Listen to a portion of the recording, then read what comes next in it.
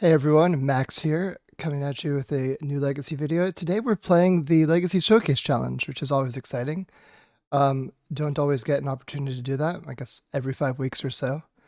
What I'm playing today is not in my normal wheelhouse, but I had a bright idea, if you will, of putting the One Ring into Mono Red Stompy, kind of stealing from the now banned Turbo Muxus deck, where the One Ring was really used as a way to just get infinite gas with that deck, and I figured if it works there, why not or try it here? And yeah, it turns out it works here too.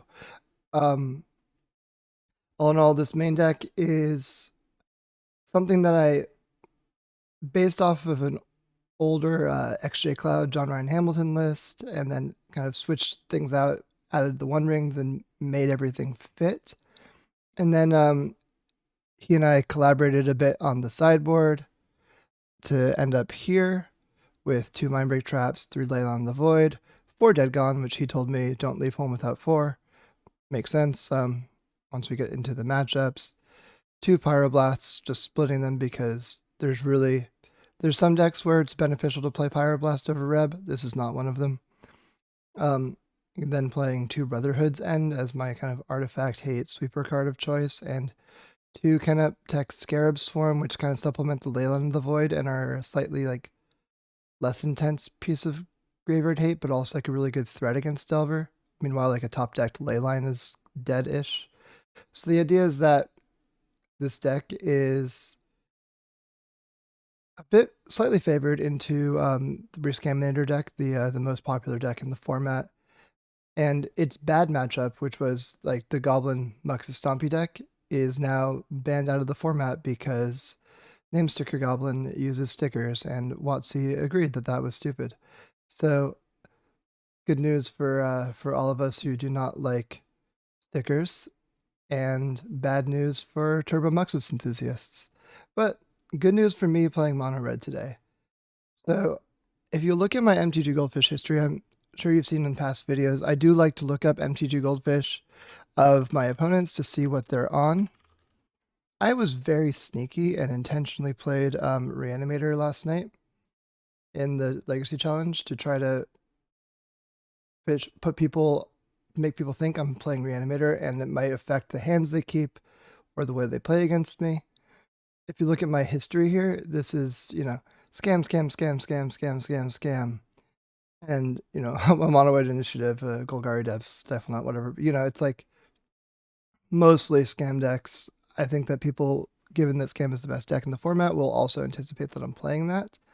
And so I am trying to be a little bit next leveling on people, where I'm playing a deck that they don't anticipate me on, especially when if you don't see the Blood Moon coming, it's even scarier than when it is. So I am excited to run this in the Showcase Challenge, and let's try to get a top 8.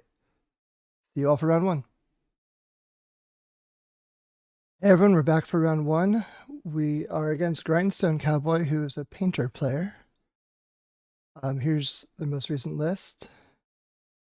Welders, engineers, painter, so on and so forth. 1 ensnaring bridge main to be aware of, 3 plows main to be aware of. Yeah, so let's look at our... So this hand has 1 permanent source of mana and can't get to 3, so we're going to mulligan it. This hand is looking better. I think that I'm going to put away a Chrome Mox.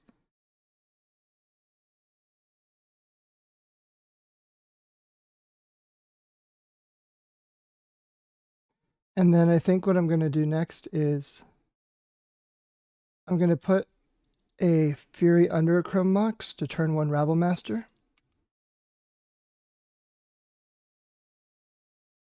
And then I'll follow it up with a Broadside Bombardiers next turn.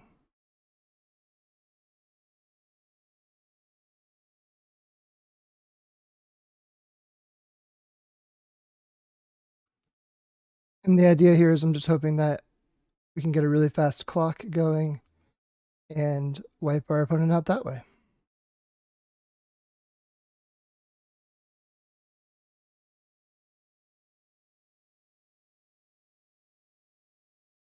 Shatter Skull Smashing is a decent card to have drawn as well.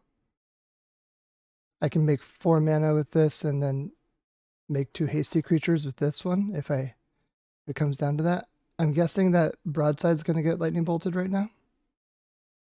Or Swords to Plowshared.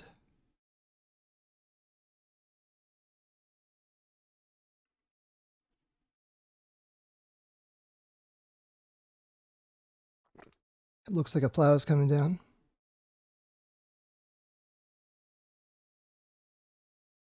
It's in the first main phase, which implies it might be going at the Rabble Master, but we'll find out.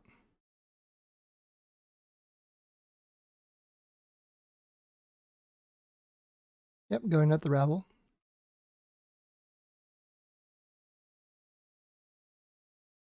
I'll attack with this.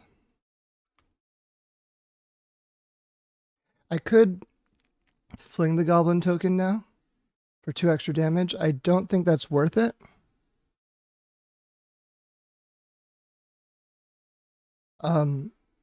Just because I think I can push more damage and fling it later. Although I do have more tokens coming through, but I think this is the better way to do it. Just leaving the Goblin as is.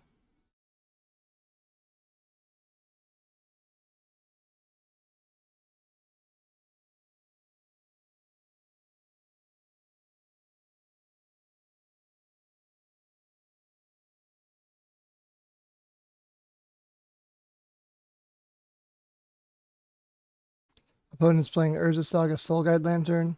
They have to eat a card from their own graveyard because the Soul Guide target is not optional.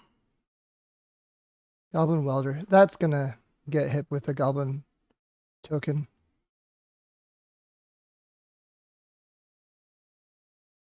Okay, so this Chalice of the Void, does that change anything about my play? So if you look at their list, they've got, not that many more 1-drops of value since the blasts are the main thing. 2-drops are Painter's Servant and Soul Cauldron. An Engineer. So if I think I can just like Chalice on 2 and leverage that to win, that could be of value. But I don't know for sure. There's a chance that I'd want to just go.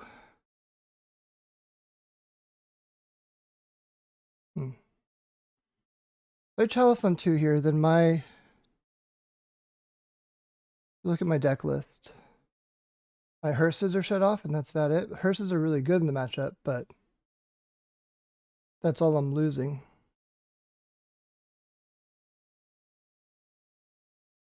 I guess I can always fling the Chalice on 2 if I don't want it. A little bit of a weird play. I think I'm going to do it.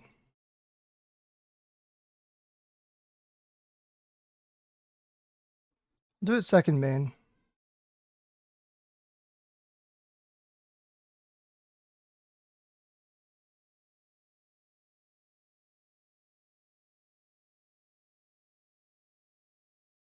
Then I use Bombardier, target the Welder, sacrifice the Goblin token. Float 2 mana. I think I'm more likely gonna want to use this as a source of damage, or is this a source of creature? I think I'm more likely to want to use the Shatter Skull as a source of damage at this point in the game, so I'm gonna do a Chalice on 2.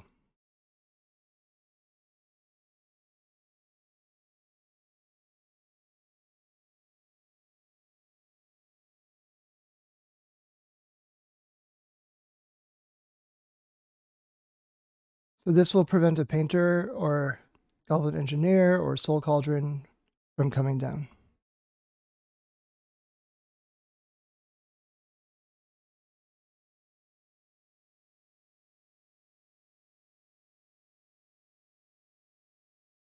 Does not prevent Fable.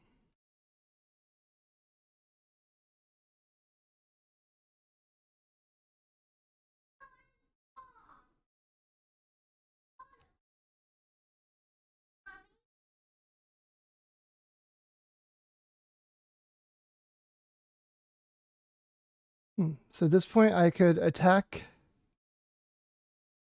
the Bombardier and throw the Chrome Mox, or I could use Shatter Skull to do it and not throw the Chrome Mox yet.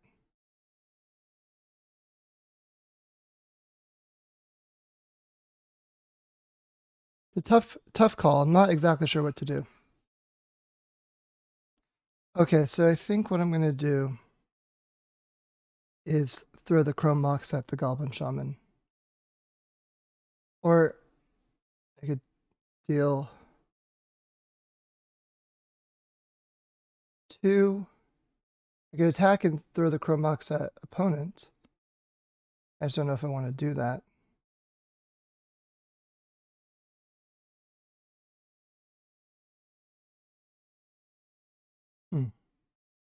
How much of value is this Goblin Shaman? Maybe it's not that high.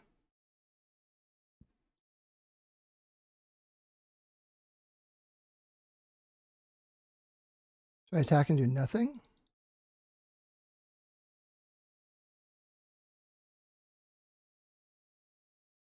I think I'm going to attack and fling Chrome Mox at my opponent.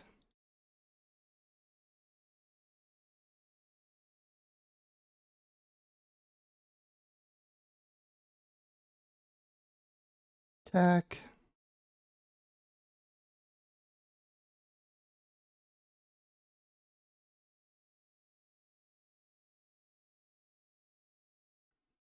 This feels wrong, but I'm really not sure. I just don't think that this Goblin token is that threatening.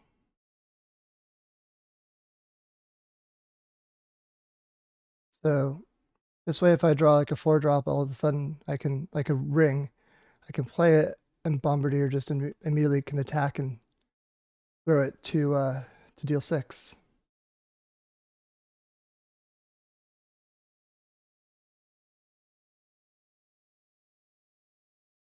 Ox Opal. Fable's doing some looting now.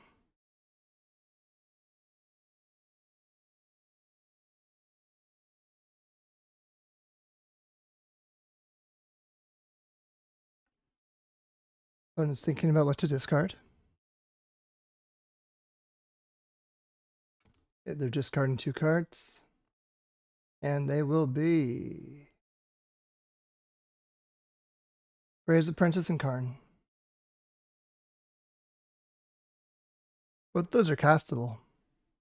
So the hand must be reasonably solid, I guess. Okay, Grindstone's in play.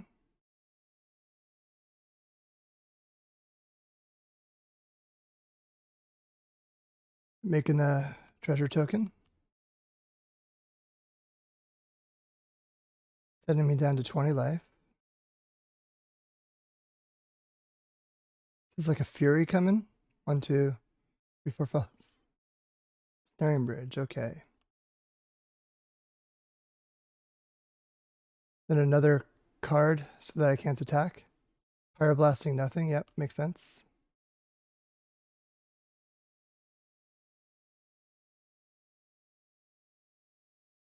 Well, there's the One Ring.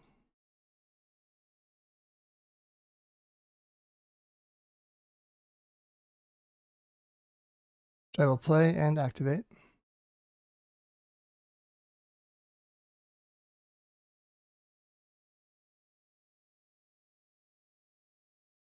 Den of the Bugbear is not a bad pickup. As this game drags on, it's going to be pretty solid, I imagine. One thing I will have to be wary of is not dying to my One Ring here, since if I can't attack, then I'm going to be in trouble on the backswing.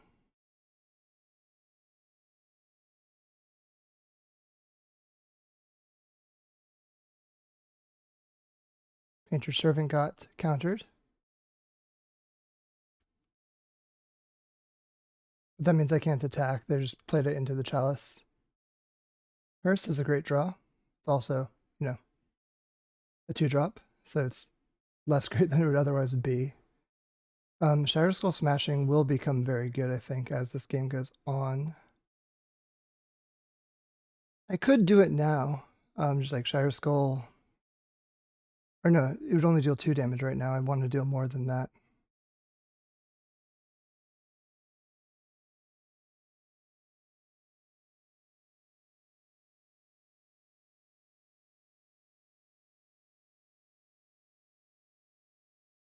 Yeah, so I'll play the Den tapped. And I'll just pass the turn back.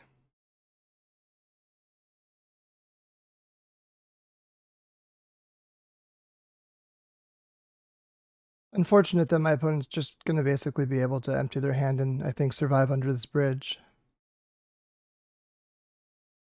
Do I have any main deck outs to that sort of thing? I don't think so. I think I'm not really able to get under not being able to attack.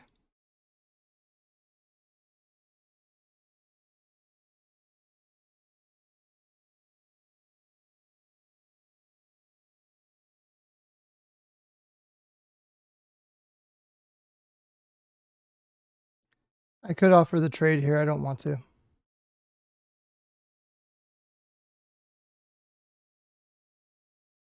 I mean, I could accept the trade. They offered the trade. 3 mana. Fable? Dragon Engine, okay.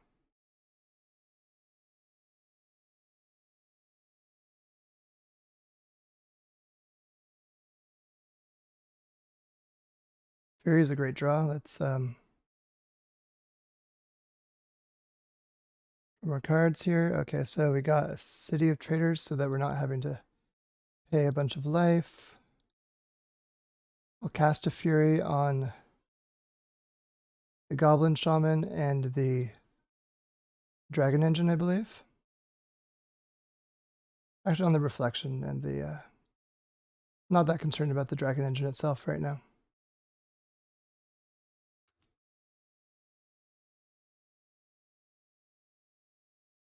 I just need to make sure that I survive this one ring. I need to get a new ring down before I lose to this one.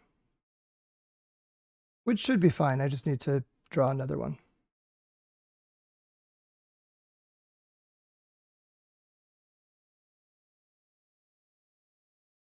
Another Fable.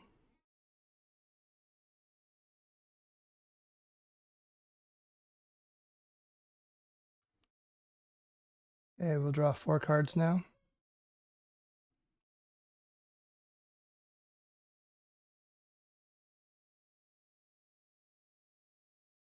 Okay, I got a Den of the Bugbear, which is nice. Or sorry, not a Den, a Fable of the Mirror Breaker. That's what I was trying to say. And it's nice because it lets me start looting some of these cards away to get more useful ones. I am going to clear my opponent's board. And I'll discard another Bombardiers, I think, to do that. 1, 2, 3, and then I can play another city and play a Fury to clear those things.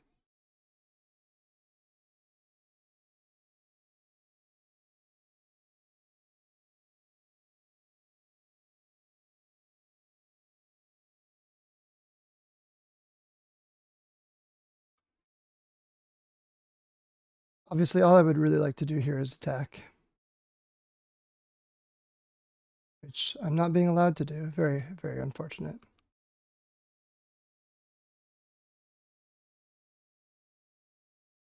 Opponent's discarding cards. Carded Engineer. Makes sense. Played a basic Mountain. And playing out a Welder. So now their hand is empty.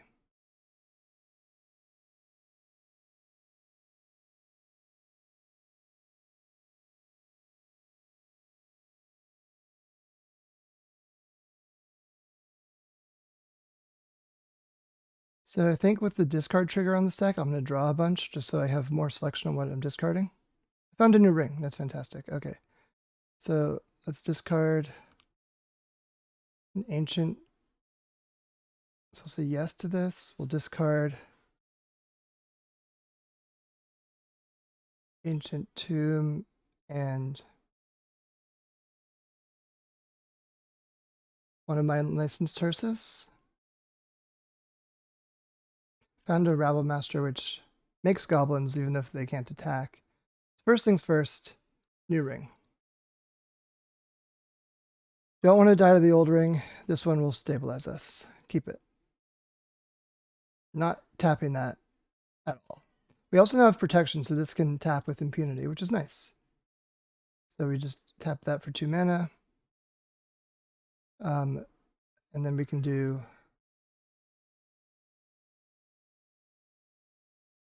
this one also doesn't hurt this turn, so I'll play out the land. 1, 2, 3, 4, 6 mana. I'm just playing out a Fury. Get rid of my opponent's Welder.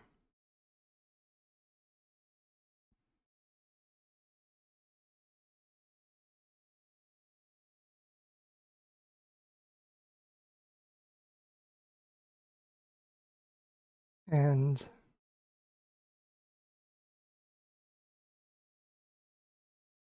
suppose I'll play out Chrome Mox and Broadside Bombardiers as well, just so I don't have to discard.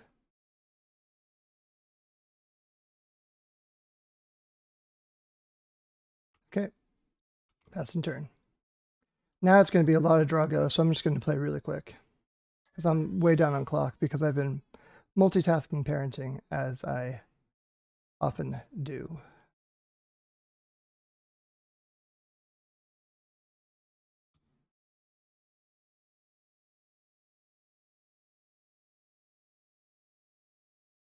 So yeah, going really as quick as I can here.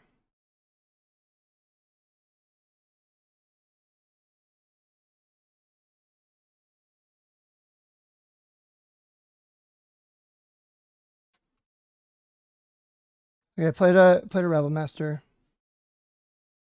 I'm just gonna pass the turn. Okay, I'm just trying to play quick now. Opponent's grinding me out. That's their win con at this point. I don't think I have a win con here. I'm not entirely sure. I think if I get to like the point where they have a card in hand that they can't use, I can win.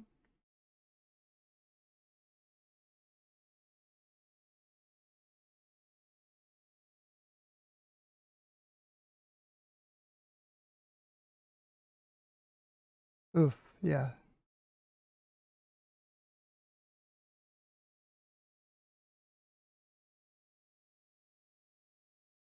Not looking good. I might concede it and move on for time's sake. Yeah, I think that's what I'm going to do. I think I lose to this grindstone and I don't want to run out of clock. So, moving on to sideboard. So against Painter, I think I want to cut Blood Moons, even though they do hit Saga, but I think it's still worth cutting it. And Chalice of the Void is not particularly good against them, even though it was that game on 2. I think I want like Dead Gone, Scarab Swarm, Brotherhood's End.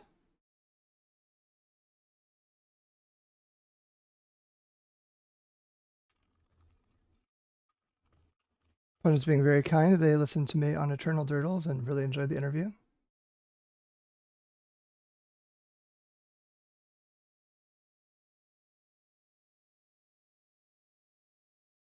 think I'm going to board like this.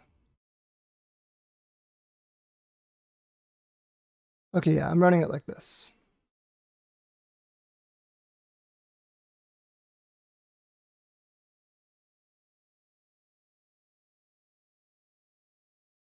This hand makes a turn 1 Fable. I think that's the play. Because then that gets me recurring red. Keep. And I'm going to try to play fast, just so I don't run out of time, as they say.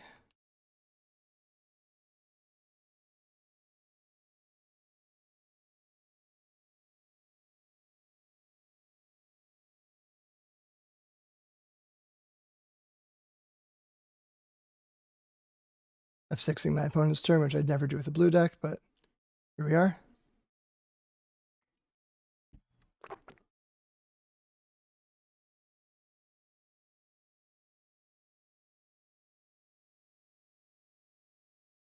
I'm going to discard one Hearse and one Rabblemaster. I'm trying to find a natural red source so I can play Bombardiers.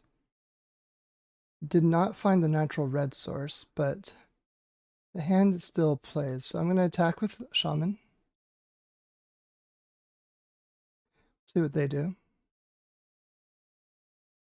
They did not respond to that. Okay, so I'm going to go with I could do the ring now. Or I could play Bombardier second main. I think Bombardier's Hearse. Yeah, I'm going to do Bombardiers and Hearse this turn. I feel like this plays around more things.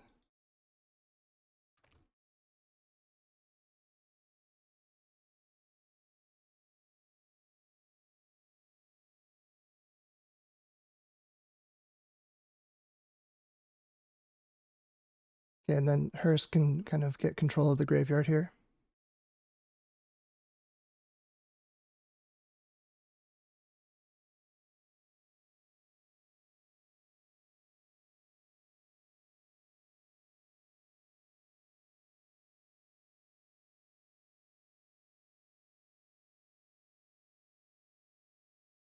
So at this point, opponent's thinking about what they want to do. They have 5 minutes on me, 6 minutes almost. So they're allowed to really take their time at this point.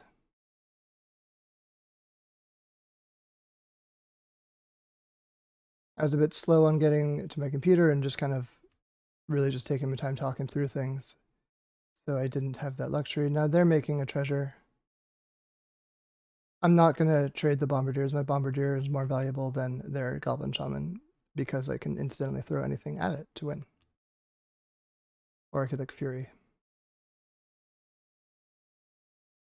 Karn, so I'll crew. Not crew. Eat these 2 cards.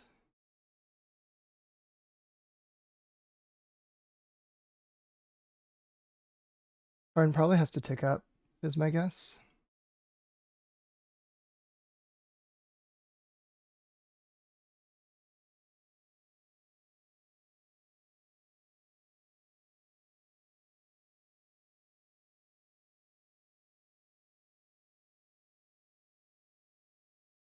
Karn ticked down. What's Karn getting?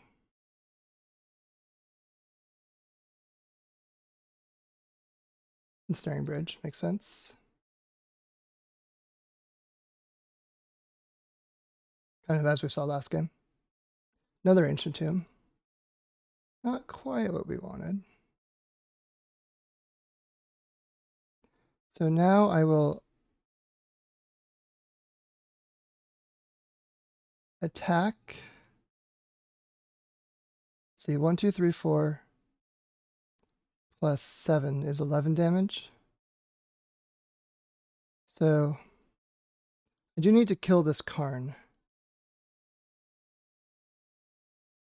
And I can't even see. Yeah, I guess I'll pay.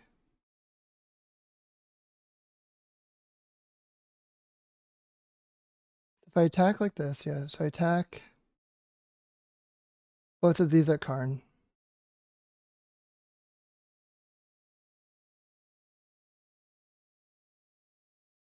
Then I can use the treasure or fling the treasure. I don't know yet. I think I'm going to fling the Hearse, or I guess that's less damage. I think I need the mana though, so hit the Shaman token by sacrificing the Hearse, I believe.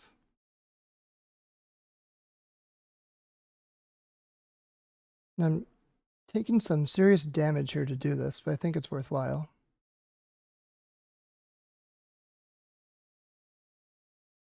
A Shatter Skull Smashing is a good one. Play it out. I think I keep it in hand to do like Fury shenanigans with, so I'll play out the Ancient Tomb.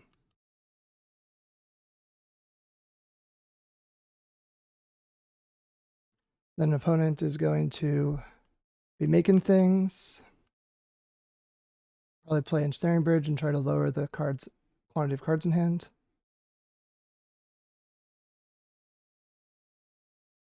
Yep, there's the bridge.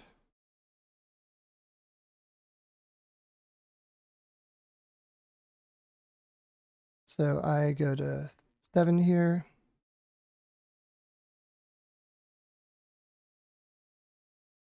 Okay, nice. So I'm going to play a City of Traders, I think. Yeah. Then I'll do a Fury pitching Shatter Skull. So I'm going to clone it with Reflection.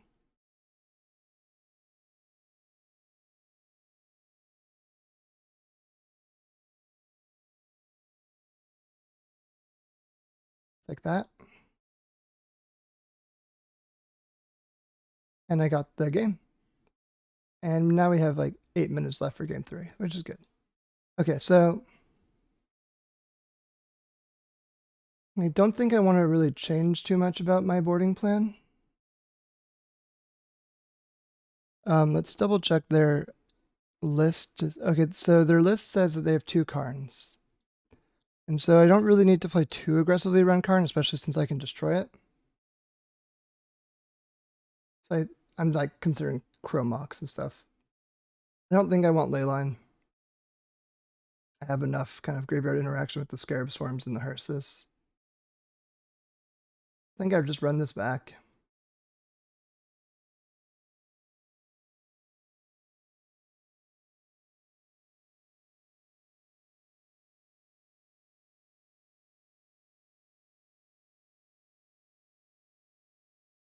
On the draw for game 3, as expected, since we lost game 1, won game 2.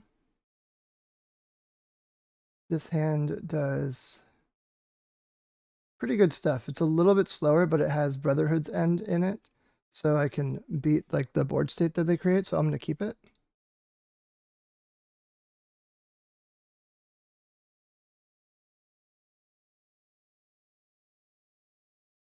Fable? Yeah, Fable.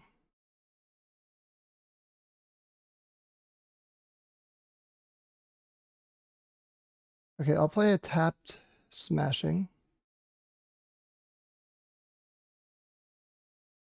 And then my goal here is that I'll be able to Brotherhood's End to wipe the board once they kind of create a decent sized presence. We'll see what's coming down this turn though. I might have to like fire it off early, but I do want to sweep up this guy as well in it.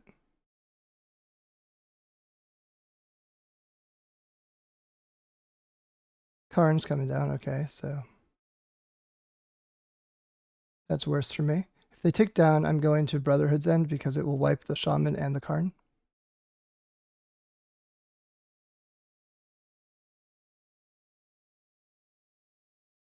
It ticked up.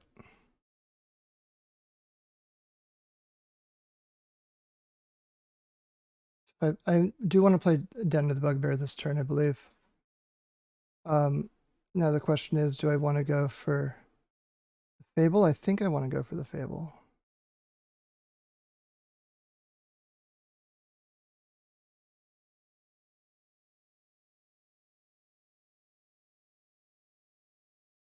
Yeah. And even though I can't use the treasures right now, the idea here is that I'm just kind of trying to create this board state that eventually I'll be able to Brotherhood's End away.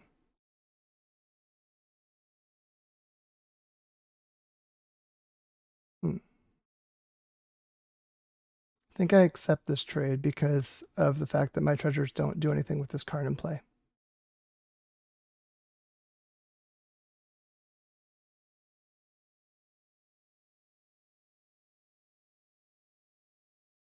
Scarab Swarm ticking up. Canonist.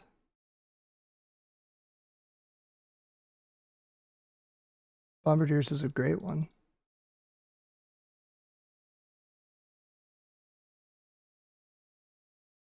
I'll discard Den of the Bugbear and Shatterskull Smashing, I believe. Okay, so this is good because I can fling the Chrome Mox on the reflection to be able to attack the Karn. Next turn I can hopefully try to take out the Karn.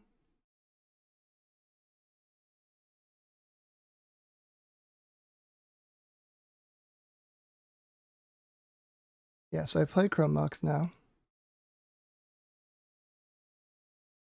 I'm not going to imprint anything because this is just sacrificial fodder. Play out my Bombardier. I'm going to attack Karn, and as soon as I attack, I'm going to hit this reflection with a Chrome Mox.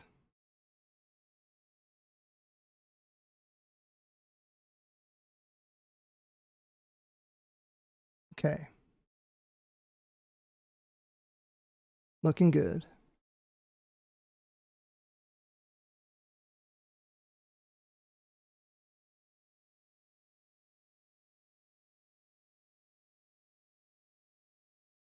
Now the opponent's got to figure out what they want to do. Of note, next turn, this reflection will be a 3-drop creature that I could fling for 5 damage with Bombardier if it comes down to it. Ideally, though, I'd like to be able to untap with it because these two work in synergy very well together. Scarab Swarm also flings for 4, or for 6 total, 4 plus 2. So if Karn ticks up and I draw a land, I can play Scarab Swarm and then fling at the Karn.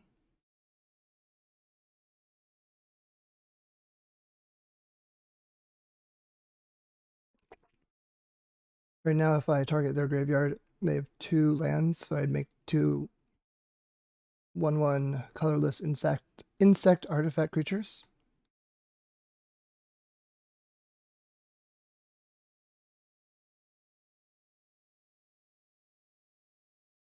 Engineer, okay.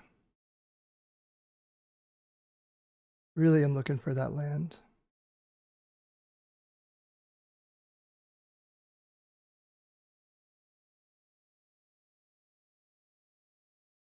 They got Dragon Engine, okay, so yeah, if I find a land, the Scarab Swarm is going to do some serious damage. That's the goal here.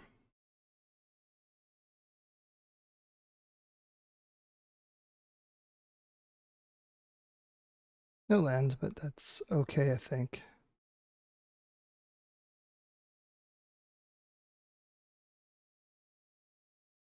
I could attack Karn.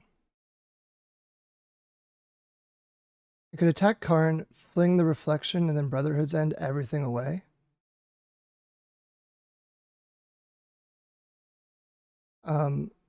But I think, again, I had more benefit in just not throwing that thing away.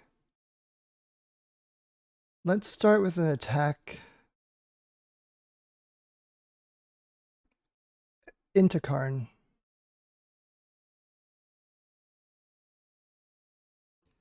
They'd have to double block to beat it, which they might do. They chose not to. Okay, I'm low on time, so I'm going to make some snap decisions here that I don't know if are right, but it feels like they are. So I'm going to fling at the Karn and sacrifice this reflection.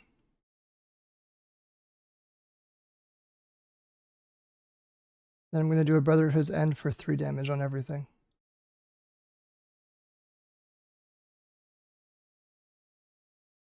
But I have a Fable in hand there at 1 card. I think that this favors me, so I'm just going to do it.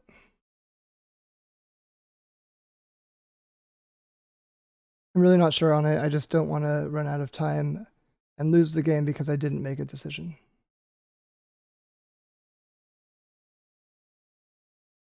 A benefit of recording for you guys is I do play a lot more methodically, or slower, for lack of a better term. When I am recording, I usually play very quickly and intuitively. So it's kind of nice change of pace, to be honest. See, is this a Fury or something? Empty board. Oh, Unearthed Dragon Engine, yeah. Well, not much we can do about that. I'd like to draw a land to get the Scarab Swarm down, though. It'd be so good.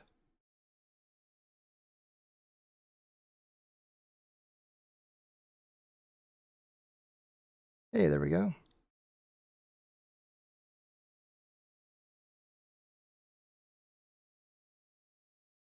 Bunch of insects. Now I do have a Dead Gone as well that I can use.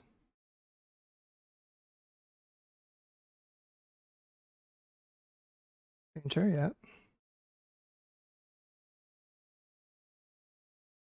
All my things are blue. Engineer, yep. So if this puts a grindstone in the yard, I need to just, yep, gone this engineer. Get it gone.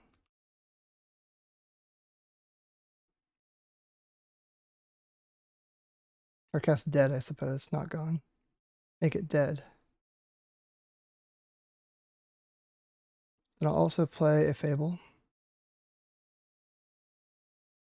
This all flies, so I'm just attacking.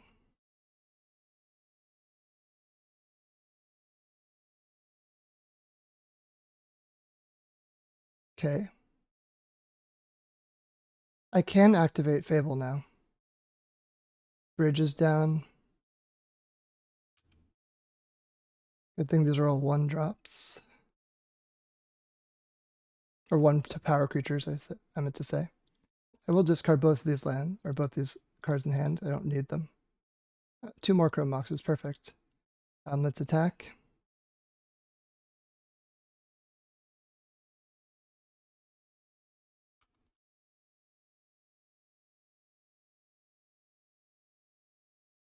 And now we're just kind of hoping that opponent can't empty their hand.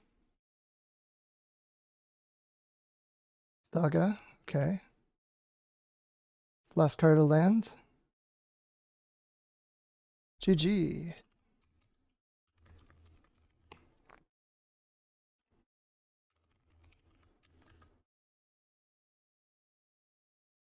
I'm guessing their last card is another Saga. They asked me to guess.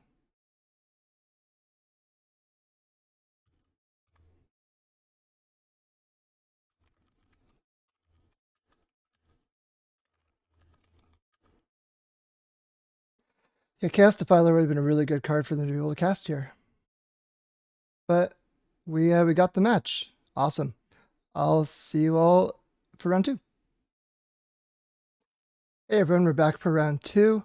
So our opponent doesn't have too much of a legacy history, but they played some Stompy, they played some Oops All Spells, they played some Goblins. This hand is a turn 2 things on the draw, but it's very consistent. I'm going to hope they're on Stompy and keep it based off of that because I'm not beating Oops All Spells on the draw anyway.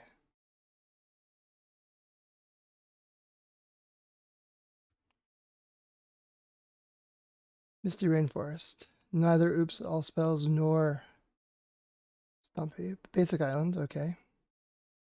Mill, Hogak.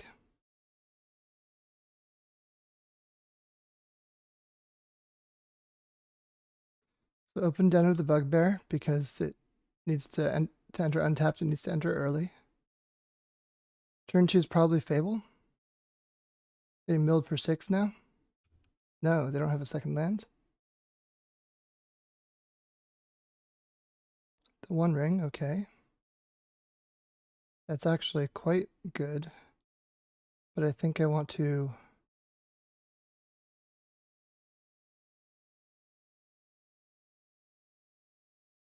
Fable first? I think, yeah, Fable first, because Bombardier isn't going to sacrifice anything this turn.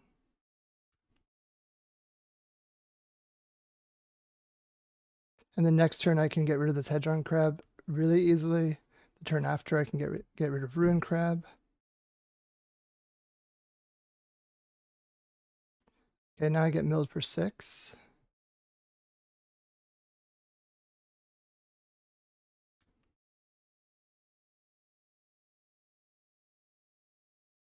Yep.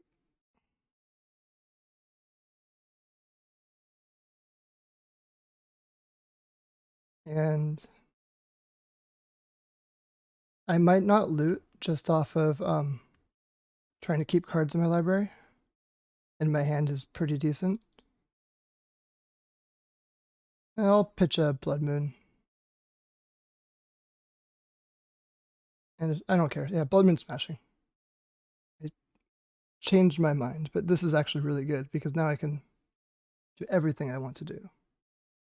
So I will play out the Bombardier. I'm going to be able to completely clear these crabs. So we attack with the team.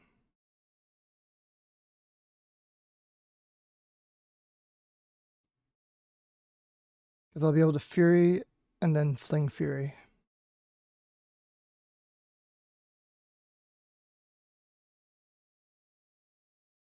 Yep. So now I will play Fury. It's a Shatter Skull.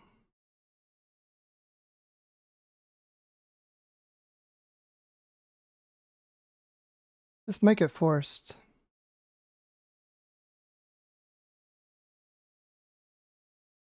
Did not get forced. Okay, so let's do 1 damage there, 2 damage here, because this one has 3 toughness. So better to get rid of now.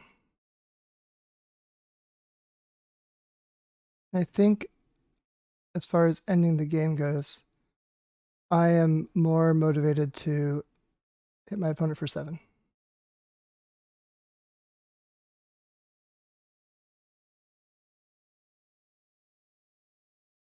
So that's what I will do. I think I can end the game next turn with the double Bombardier. Because they can fling, one Bombardier can fling the other, and the other one can fling the Fable.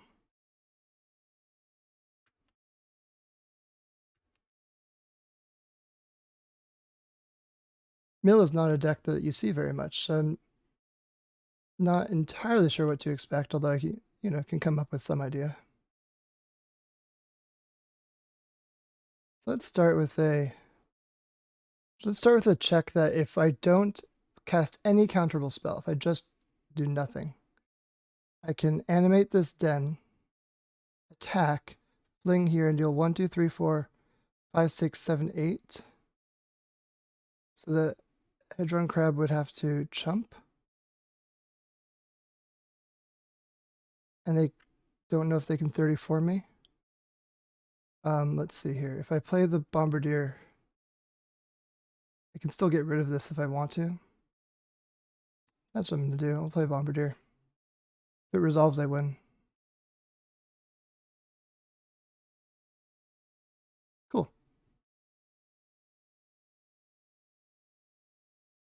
So against Mill, I guess I want Pyroblasts. Scarab Swarms exiling my graveyard is going to be pretty good because they'll make a huge threat chain. Hearses are like probably not that good. Chalices are probably pretty good. Rings are probably pretty good. Blood Moons seem pretty bad. I think I could probably bring in some Dead Gons for some crabs. Or I could bring in Mindbreak Trap if I think there's going to chain spells on me.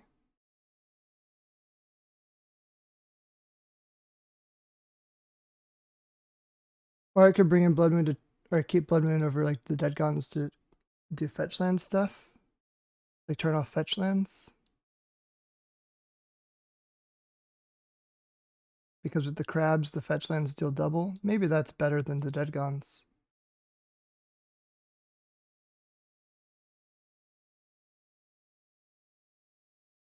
Because I'm anticipating they have a ton of fetch lands in the deck because they just want to double up with crabs.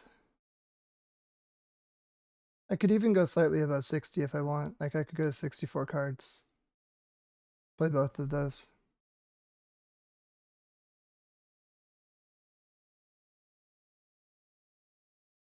Maybe I will. Mill is obviously a weird matchup. This changes my land density in the deck. But as you can see, always had it. I'll keep. Fury is great at preventing too many crabs from getting out of control. The One Ring will be good for, protection-y things.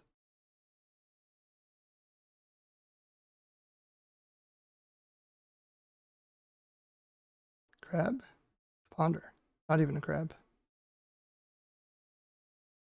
I'm very like, if this is my hand, I'm going to go Den Pass. And then assess on turn 2 what I want to do. Probably Fable. If I draw a fast mana source, I'll go Ancient Tomb into 3-drop. Like Chrome Mox, Simian Spirit Guide. Yeah, those were the two. Fury, okay, so I'll go Den Pass.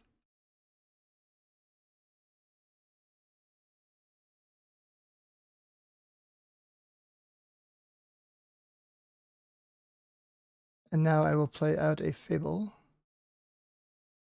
There's the Chrome Mox. So I guess given that, I will play out the Chrome Mox and put a Fury under it. I think I only need one Fury. And then I will play out the Fable first.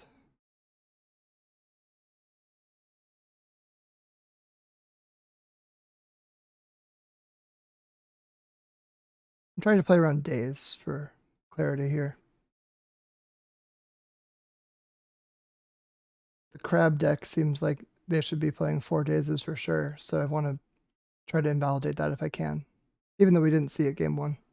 I assume they have Daze and Force in their deck.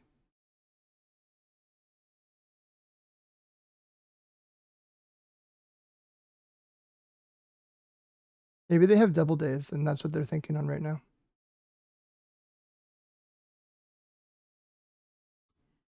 Okay, passing the turn.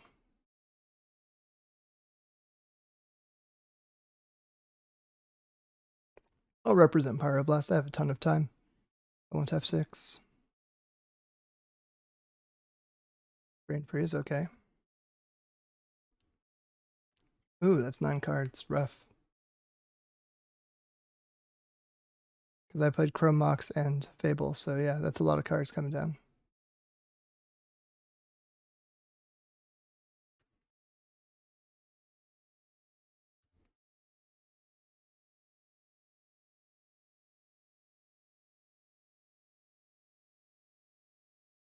And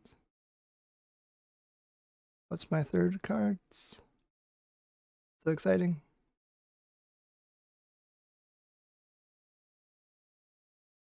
So 2 Bombardiers. I have the third one in hand.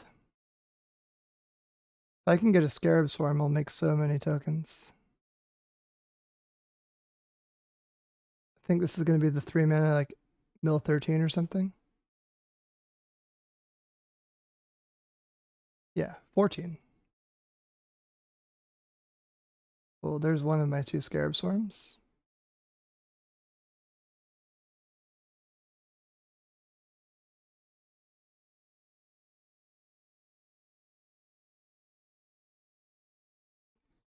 Ooh, another ring. I'll discard 1 ring. Get it? Okay, that's actually really good. So I can play this, and they won't be able to mill me on their turn because I'll have protection. So this seems like a good kind of way to fog. Cool, and that's why I did that play at this point, because I knew about the days from that long pause before. I maybe should have done the second main actually, because I have a treasure coming off right now. So if I was playing around double days, I should have done it now, but what you gonna do? Okay, Blood Moon. Obviously not crushing it on this board state, but that's okay.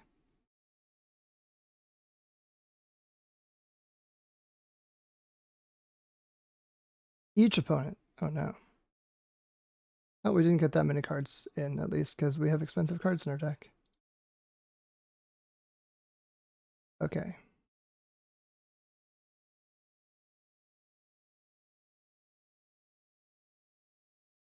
So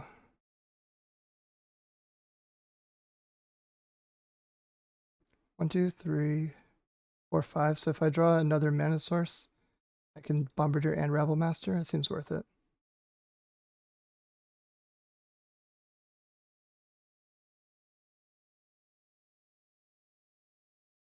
So I'll pay 3 to bombard.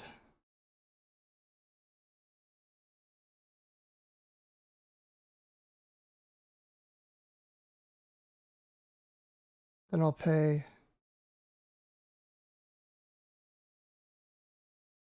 3 more to rabble. Okay.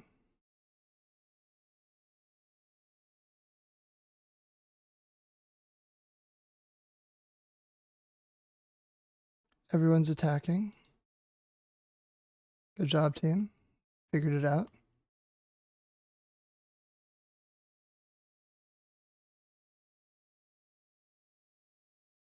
And I will throw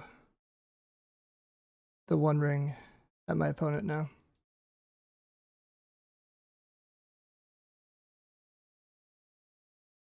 I will lose to another big mill spell here.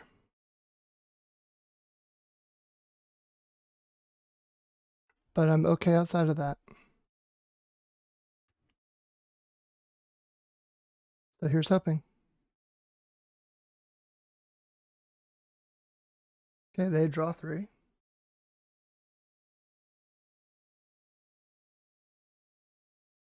We mill 14 and we lose, so I will concede.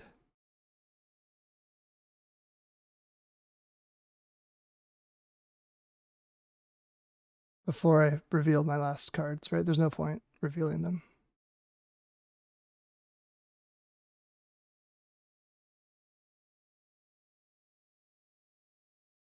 Okay, so game 3.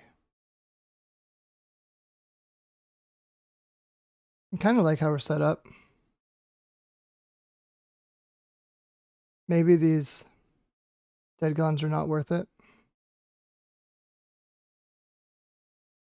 Or maybe I cut Furies for dead gons because the Furies are good for the expensive Tasha's Hideous Laughter card.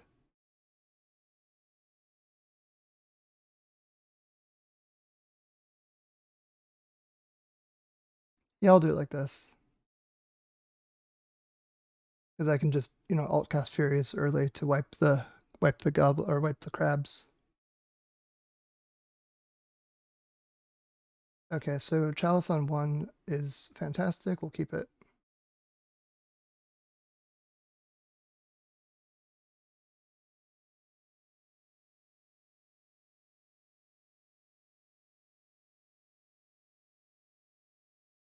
Stops the crabs, stops the ponders, stops the brainstorms. And then between Rabblemaster and and Fable, Rabblemaster does win faster, so I think. Although if I want to play around days, you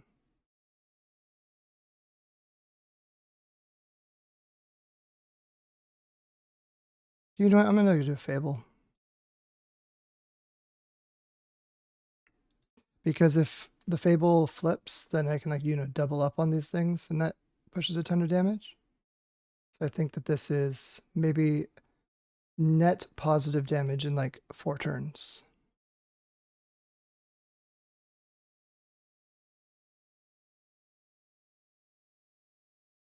I'll try to limit myself to 1 spell a turn. For brain freeze reasons.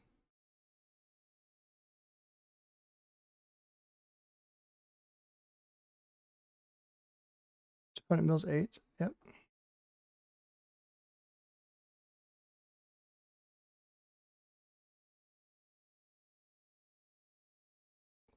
So I'm probably not going to loot. Yeah, I just don't feel like looting here is going to change too much of my calculus.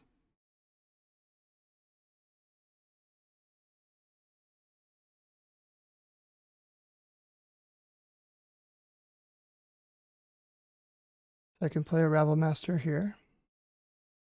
The next turn I can start activating Den of the Bugbear.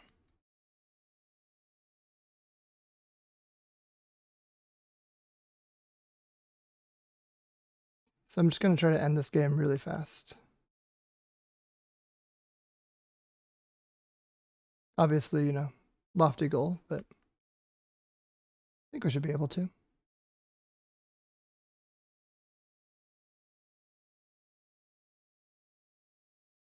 Obviously, it's a tense game because Mill can mill so much so fast, as we've seen.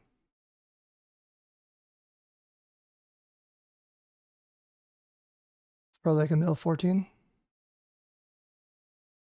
Yep. My sanity is fractured.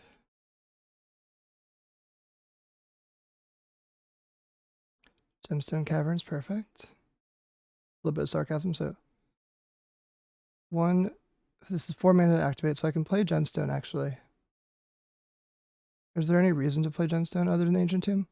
I don't think so, and I don't want to set myself down on mana next turn because I did something like that. So I'm just going to do it like this. So I'll activate Den.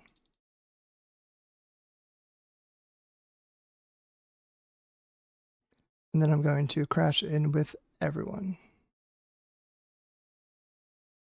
Oh, opponent decided that was too much damage and conceded the match. So how much damage would it have been? So it would have been 1, 2, 3, 4, 5, 6.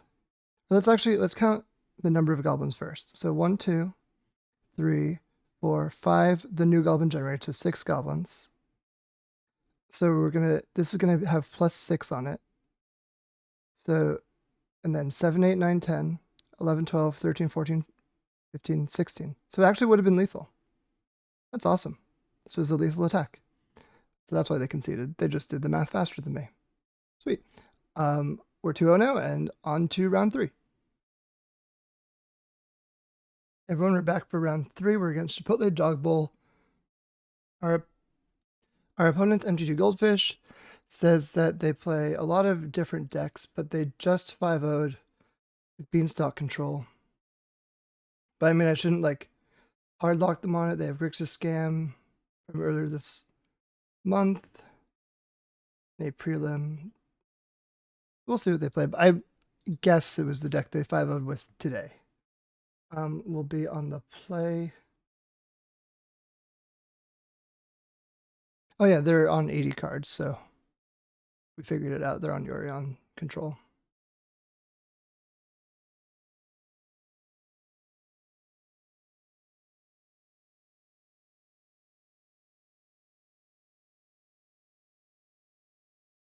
Looks like they might be away from the computer. I'll give it a quick pause until they come back. While we're waiting for our opponent, we can do a quick overview of their list. It's obviously a Yorion deck, but 3 Bowmaster, 3 Uro, a Solitude, 2 Triumph, 1 Fortherlingus, 1 Veil of Summer Main, 1 Prismatic Ending only. But I assume 4 Beanstalk, yeah, 4 Leyline Binding, 2 Fables, a Dress Down that I should be aware of. Witherbloom Command to blow up chalices. Yeah, so they have a lot of ways to blow up chalice. What does their mana base look like? A forest, an island, and a plain says their basics. 1 wasteland to recur with the loam, as well as other stuff to recur with loam. Their sideboard has High Noon, which doesn't really affect us too much. For this matchup, they'll have 2 Hydroblasts, a Meltdown, and a Force of Vigor. 3 Terminus, so we don't want to overcommit to the board, if we can avoid it. Let's see here, what else? 6 total forces in the deck. Okay, so yeah, it makes sense as a list. There's a huge variety of cards, so it's going to be hard to play around everything. So we'll play around what we can afford to play around. Pull this off, and then just wait for our opponent to come back.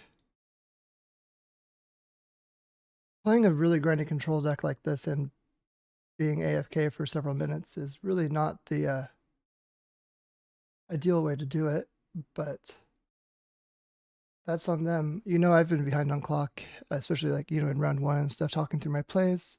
This will give me more buffer if these games drag on. Okay, it looks like they're back now. They've officially joined the game. They have revealed Yorion. I like this hand. I'm going to keep it.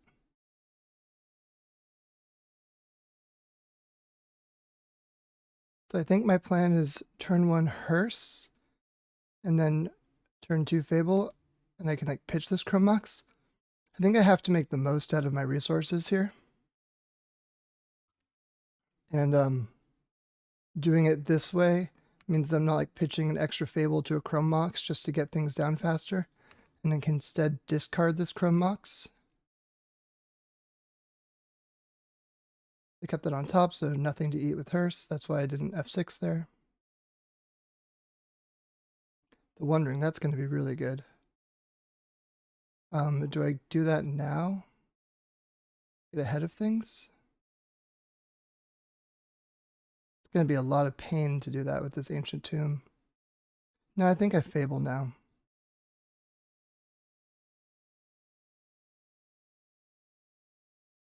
Okay, the Fable ate a Force, so we're very happy about that. On the end step, I'll use this Hearse because I want to make sure that if I can get 2 cards out of the graveyard, I do.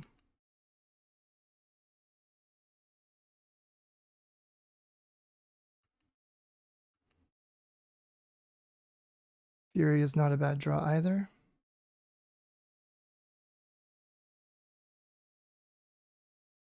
I'm going to play the Fable. Could have played the Ancient Tomb. I just don't know if I want to yet. Because it might be the other card I discard to Fable trigger. I'm going to hold the Ancient Tomb for one more turn. Because I'd like to see if I can discard this to get some land that doesn't cause me a lot of pain. Opponent's brainstorming in the end step. Setting up a Triumph, maybe?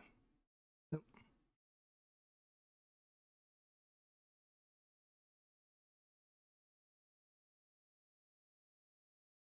Brainstorm again. At least this Hearse will be able to get things out of the yard.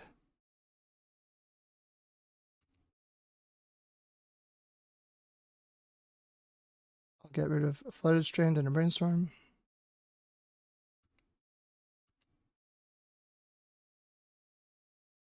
Okay, are we allowed to loot, or is a Bowmaster coming in? No Bowmaster, so we'll get rid of Tomb and Chrome Mox. Okay, and got another Fable. Like that. I think I'm going to attack first and then try to do a second main phase ring.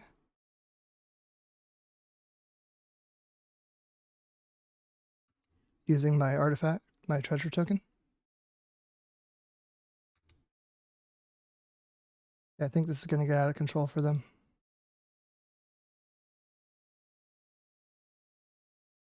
No reason to play this den ahead of time because ETB is tapped.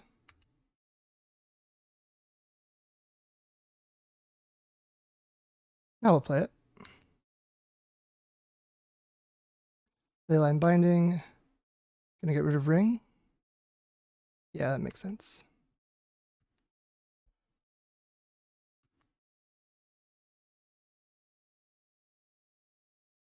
Another Brainstorm.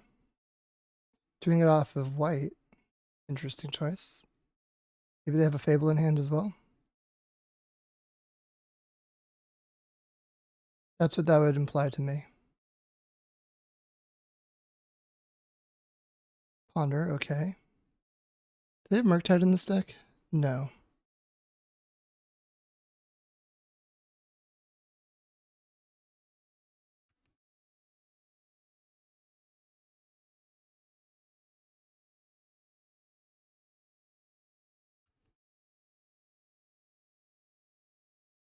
Okay, that's pretty good.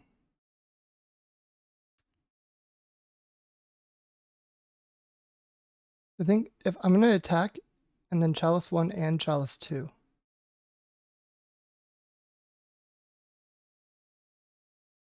Obviously in that order, I can't Chalice 2 first or I will lose my... Chalice, if I Chalice 2 first, then Chalice on 1 gets countered by Chalice on 2. So I'd have to do it in Chalice 1, Chalice 2 order. I'd have 7 mana to do it. But opponent decided that they couldn't beat the board as is, which is really nice. So against Beans, Yorion Beans, what do I want to do? I think I maybe want Fury against all those little creatures, not entirely sure. Their graveyard they don't seem too graveyard reliant. So I want the Pyroblasts. Whoa, what happened here? Why did I bring in Pyroblast? Okay. Pyroblasts, I think I want the Scarab Swarms. I want like these cards the most. Maybe I can cut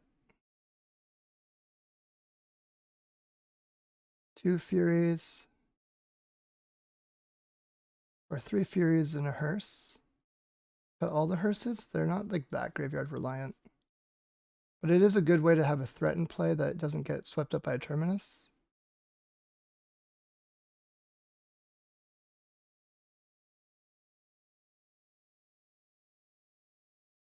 I'll run it like this.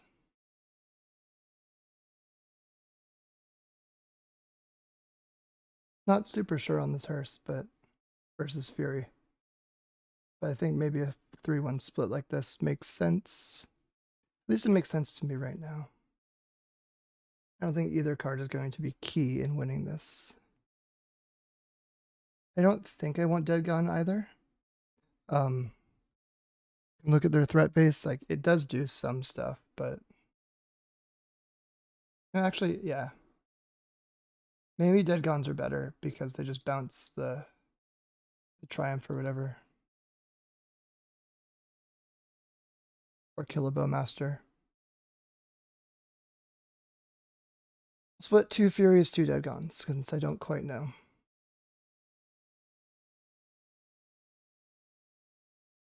Okay. Trying this for game 2. This has a turn 1 Blood Moon, also has a turn 1 Chalice option. Easy keep.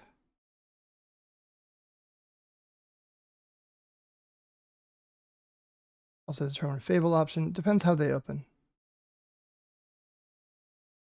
Leaving the land uncracked. But note they can't get basic white with this, and most of their cycling plays. They do have 2 Hydroblasts though, so maybe I do.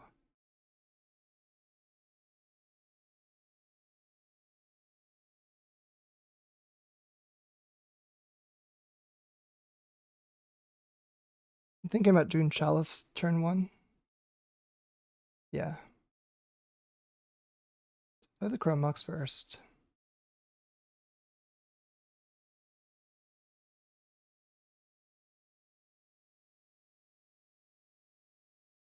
If I'm doing Chalice turn 1, I maybe want to pitch the Blood Moon because I think Fable is gonna grind better.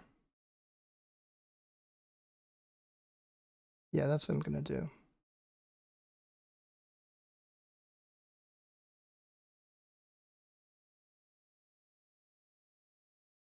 Okay, maybe this all gets Force of Vigor.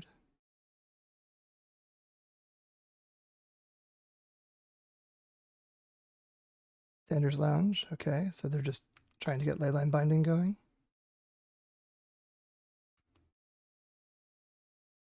But now I should be able to get a 1 ring into play. Or do I want to threaten first? Maybe I want to threaten. I have a Rabble Master. Yeah, I'm going to recharge with Ring at the end, I think. Because the cards that they can use to efficiently answer Rabble Master are blocked off by this Chalice on 1. Like Source of Plowshares and stuff like that.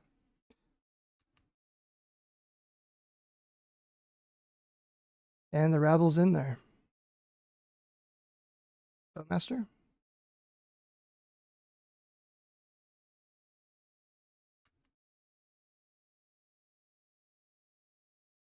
Yep, Bowmaster, okay. So we'll be a bit careful with this ring. We'll need to remove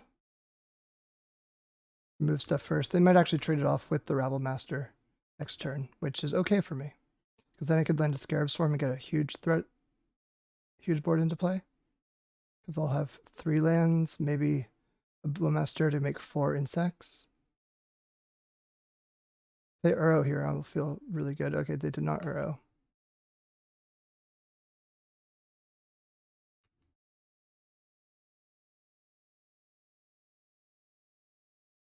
I think I want to get the Scarab Swarm down though. I think it's going to be more threatening.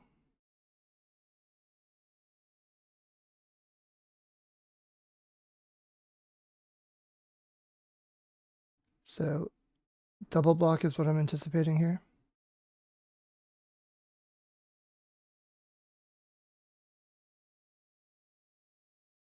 And then I can play a Scarab Swarm to make 4 insects. It eats a force. So really that's... Given I saved the ring, I'm pretty happy about that. Leyline Binding, probably going to get rid of Chalice.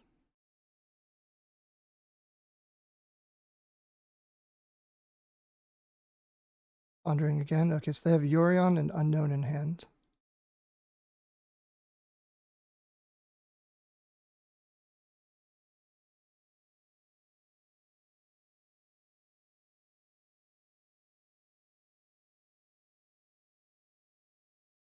That makes me motivated to play the One Ring, I think. I'm going to attack first. I kind of want to just overload them. And if they have a Hydroblast, I don't want them to be able to effectively use it.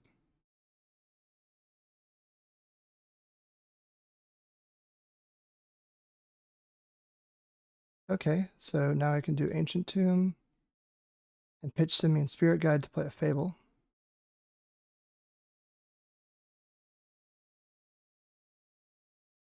It is cool that the Ancient Tomb does not deal us any damage since we have protection from the One Ring.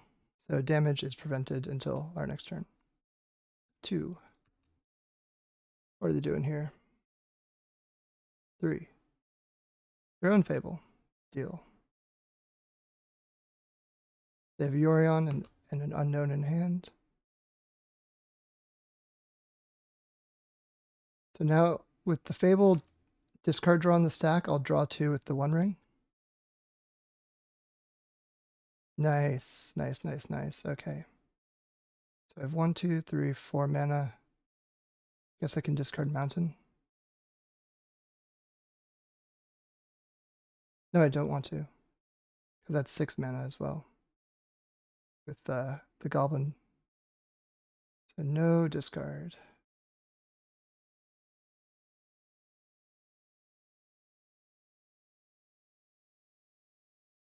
Let's play a Rabble Master. The next turn, or next main phase 2, I'm going to do the Blood Moon.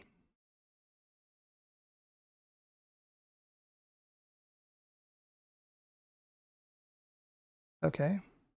Actually worked out really well for me.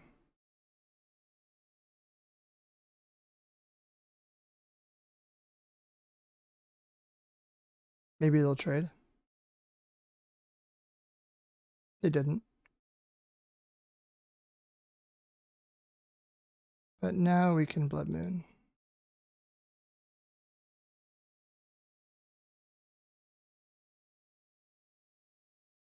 Okay. Now they can discard and draw.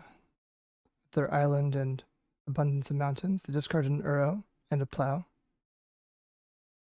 They get a land here, which we know about, but that's okay. They might do Uro. Yeah, Uro would be pretty good here for them.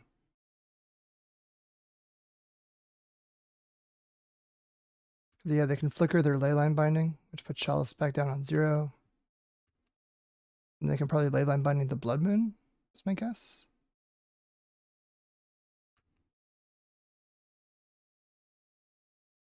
Reset to get a new Goblin Shaman as well. No, they're getting rid of the ring. That's what they're the most afraid of. Wait, that was a good draw. Okay.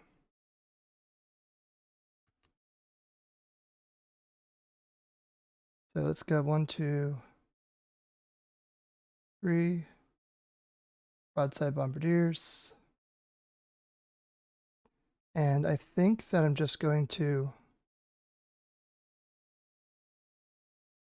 I could fling the Reflection at the Yorion and shoot down the... Do I want to do... No, I don't want to fling the Reflection. I can just fling the Chalice at the Goblin Shaman. That's going to be what I do. And then kill the other Goblin Shaman with this dead. So I'll attack like this, and then I will target the Goblin Shaman, sacrifice the Chalice of the Void. Gets through. Then I will cast Dead on this one to make it dead. Very aptly named. So now all they have is Island and a bunch of red. Discard a Forcible Flooded Strand. Hydroblast, perhaps? Off this blue? Yep. But the good news for me here is I do win if I untap. Oh, now I extra win.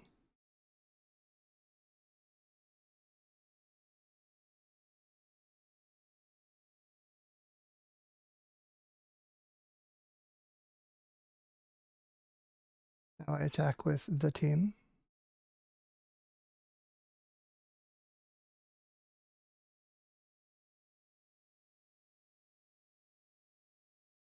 But Master really doesn't matter because I'm dealing 10 with these Bombardiers. But now at least I know that I win.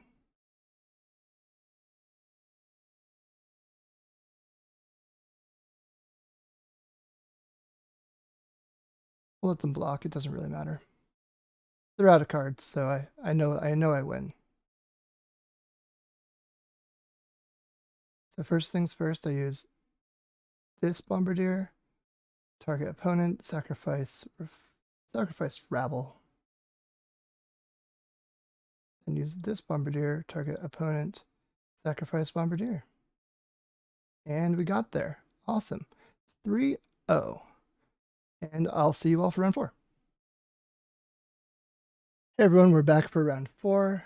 We're going to Beware the Water, who appears to be on lands. I believe this is a keep. I think I'm going to go turn 1 Mountain and Chrome Mox pitching Fury to Chalice on 1, then turn 2 One Ring, and just hope to draw a ton of cards.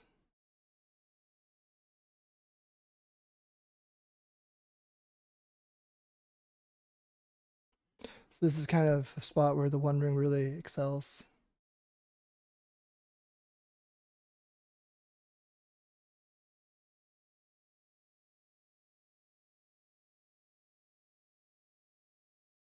Chalice on 1 is particularly good before they're able to get off their exploration and stuff, so I'm pretty happy with the fact that we won the die roll.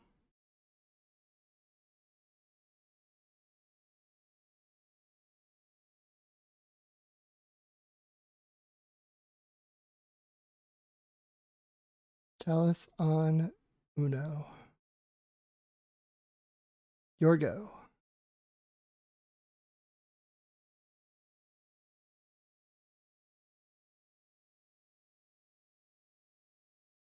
We'll also see now if they are in fact on lands, but that's what their MTG Goldfish showed me.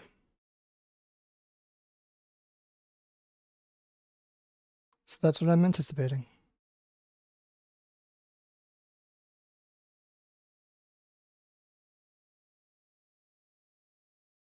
Okay, they're leading on a Mox Diamond. They figured out their plays, discarding Caracas. Saga. Okay. Smashing card there. Get this One Ring online.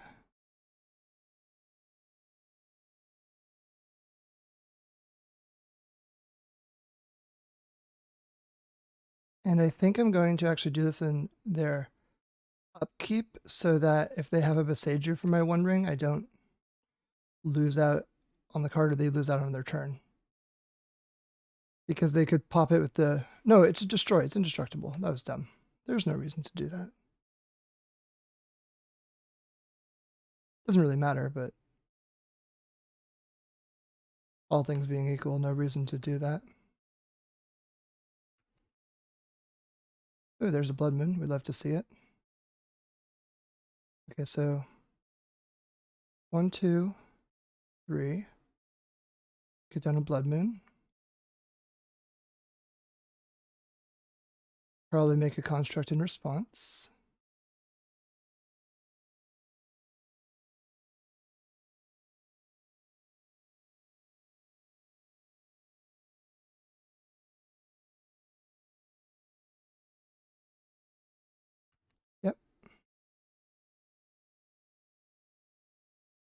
And then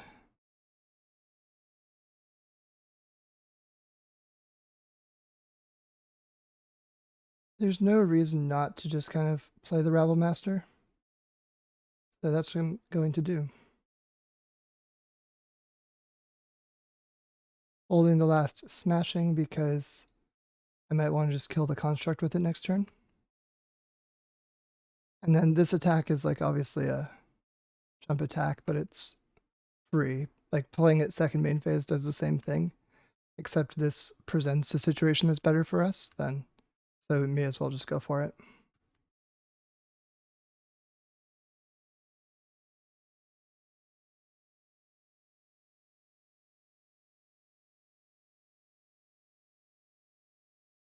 So now opponent's thinking again about what they want to do. And what our opponent wants to do is concede. Very cool. Okay, so against lands, how do I want to board it? So I don't think Fury is good.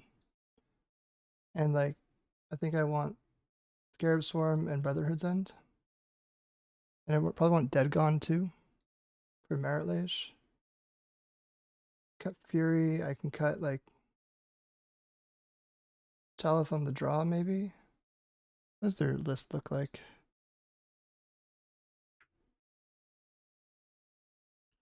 Where the water MTGO.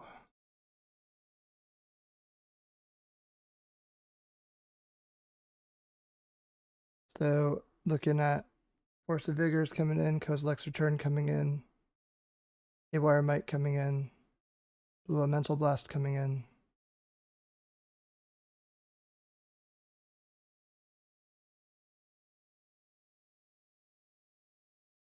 They have a bunch of 1-drops.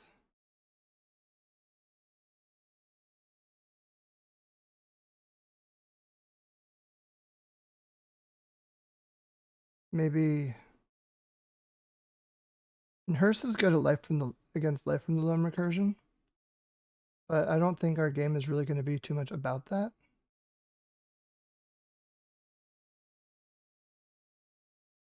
So I could see cutting them, because especially since I can one-shot the graveyard with the Scarab Swarms.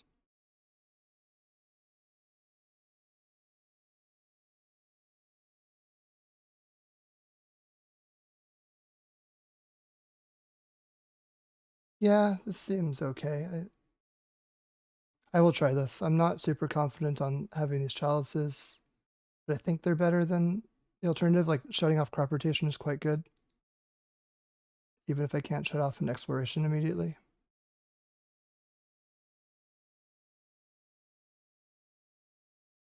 And this is a turn 1 thing, so easy keep. A turn 1 Rabble. Keep. Given the texture of this hand, I'm probably going to pitch the Brotherhood's End to the Chrome Mox, because I'm not going to want to sweep creatures, but maybe I'll want to sweep artifacts, so I should at least be cognizant of that. Opponent's going to 5 cards. Probably looking for something very specific.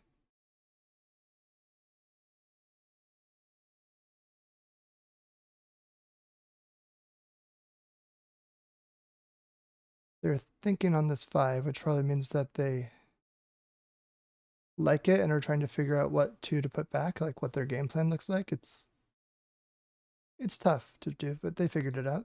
Okay, so how are they going to open? Mox Diamond, good choice. Grove. Map, okay.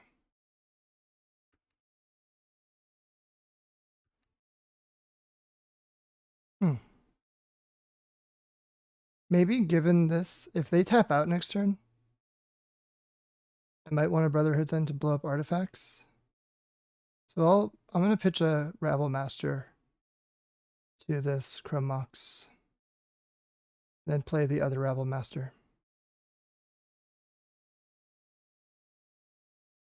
Because I'm just kind of trying to play for an upside where I blow up the Expedition map in Mox Diamond.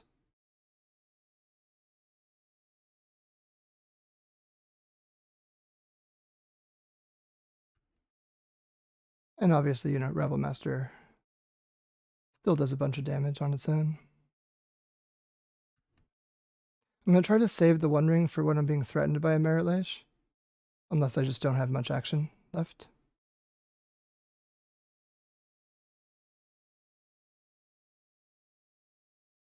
So if Punching Fire comes down for this Rabble Master, I can then blow up both these artifacts. So that would be the kind of best case scenario for me.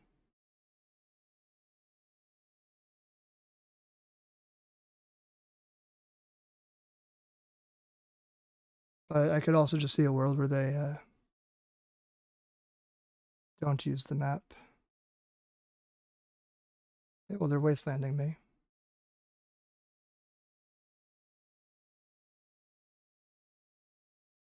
Okay, maybe Punishing Fire. Guess not.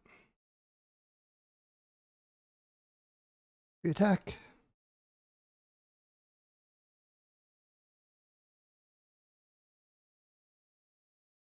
Okay, so hoping to draw, a mana source off the top. They're likely to use Expedition map now. I could see it getting Tabernacle. See it getting Saga. Saga's probably too slow. Tabernacle's my guess. Unless they have, like, stage depths. Okay, they got Saga. Stand corrected.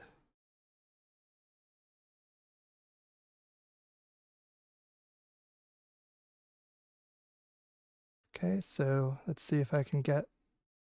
Ooh, perfect. So I will pitch this Rabble Master and play a Bombardier.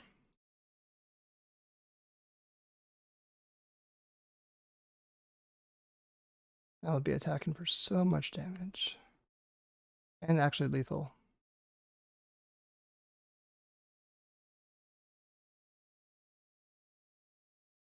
Success. Turn 3, win. And we're 4-0. See you all for round 5. Everyone, we're against xJCloud, who, as I discussed in the beginning, is playing the same deck. We worked on this together. Okay, this hand is good. I think it's slow. Doesn't have any acceleration. On the draw, nothing. Yeah, this is probably too slow. Hard to say. All right, sorry, I accidentally paused. I kept to 5, and xJ is doing stuff now. We go Chrome Mox into Chalice on 1, perhaps? No, no way. Chalice on 0, yeah, that makes sense. Since he knows what I'm on. I hope I can leverage this Fury to destroy things. Oh no.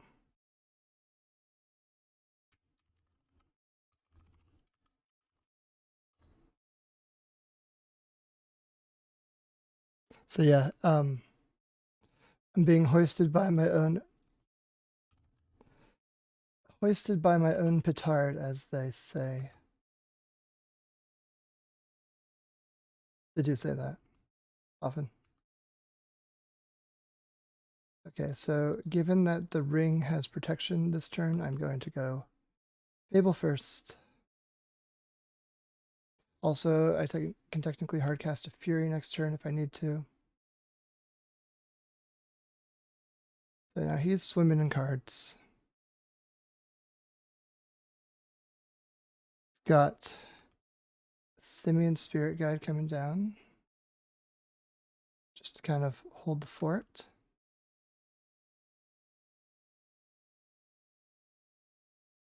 Okay, I'll discard the Chalice and the Shatter Skull or the Mountain. I don't know how much 3 life is going to matter. So I'll discard the Mountain. Okay, pretty happy with that.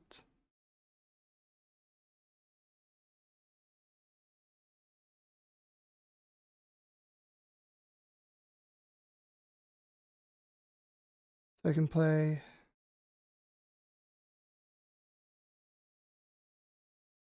the rabble this turn.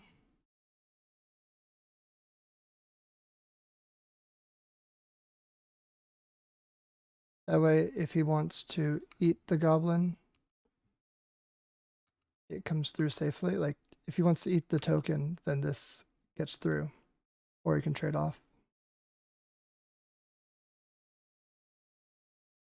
Okay, so we did that.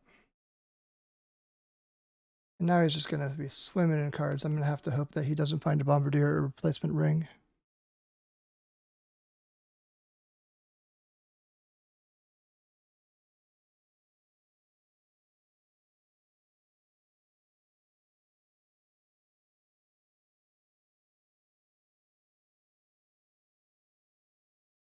What he's going to do here.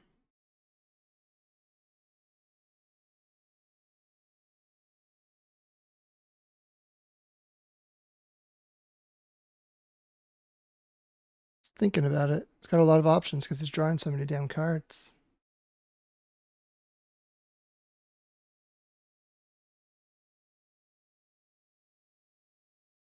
Fury. Oh no. That's okay. I can Fury my own Fury. Return the Fury.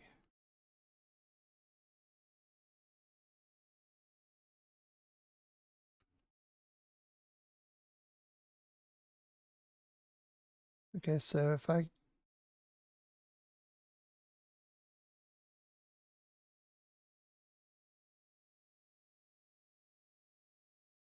do 3,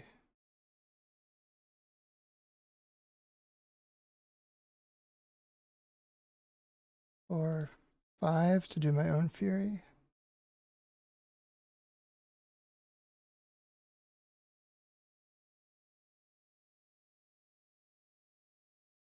Deal 4 to it. And then I guess I hope I get to untap with the Fury and the Reflection, because if I do, then I can win. I deal lethal damage. But it's a big if.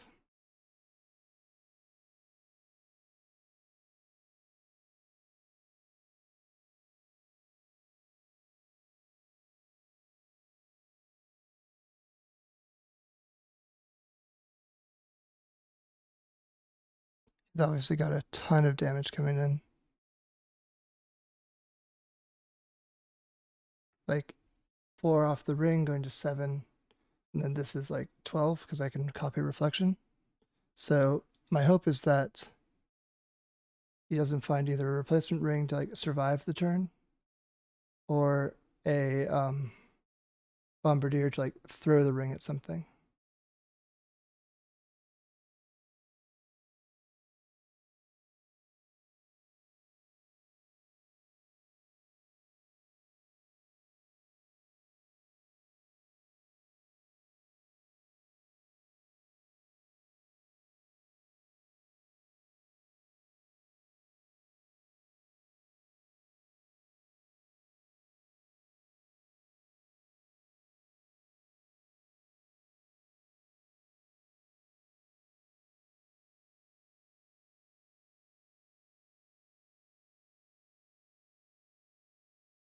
So that's what I'm trying to figure out right now.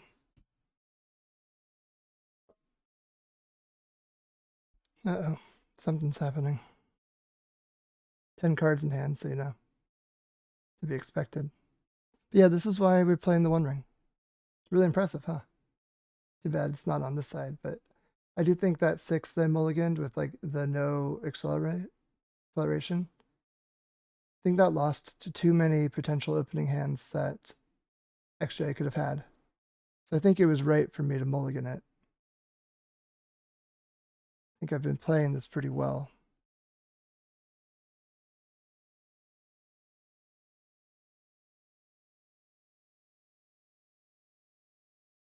I just don't know what he's going to do. He has 7 mana. 1, 2, 3, 4, 5, 6, 7.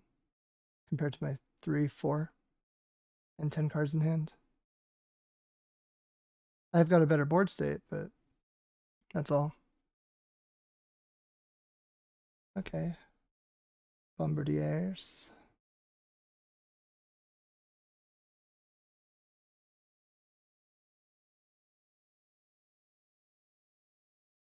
we did have it.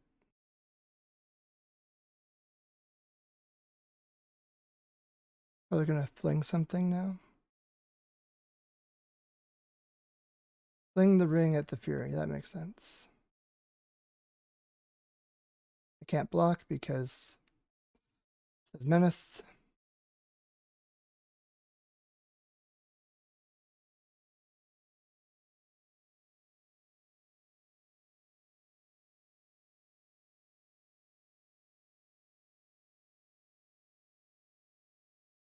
What would my best top deck be?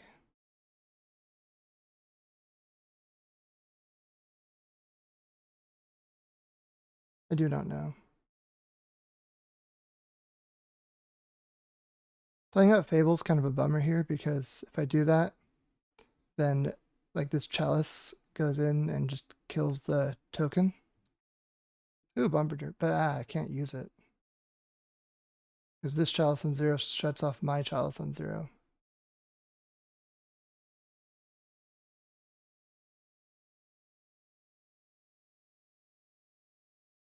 Maybe he'll fling. So here's what I'm going to do. I'm going to play Fable this turn. Maybe he'll fling his Chalice to kill my Goblin Shaman. At which point, then I can play my Chalice and fling my Chalice to kill the Broadside Bombardier.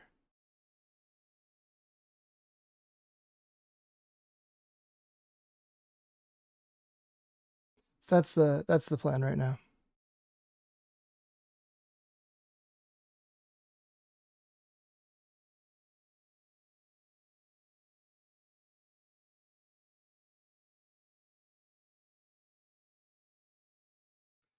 Start combat, attacking. Doom, this gets killed. Can't block, so it doesn't matter.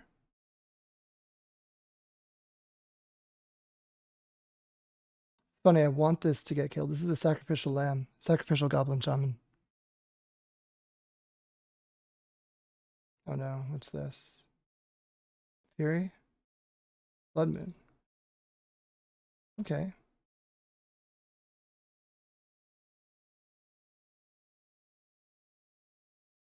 Curse.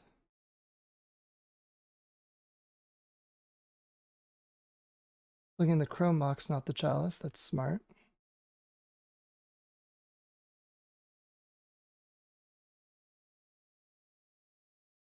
Yeah, I'll do discard the Chalice and a mountain, I guess.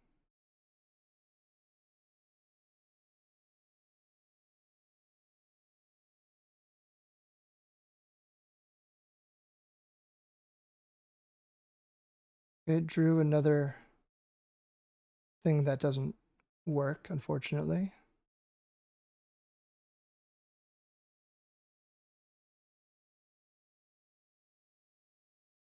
I'll play the gemstone.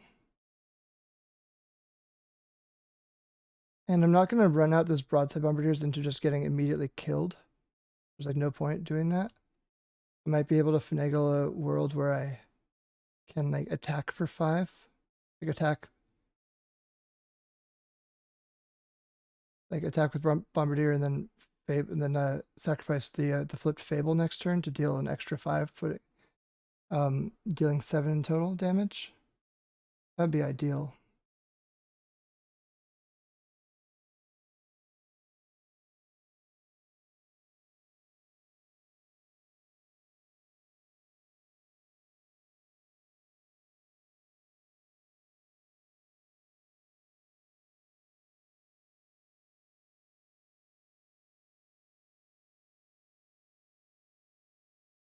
Okay, he's attacking as expected.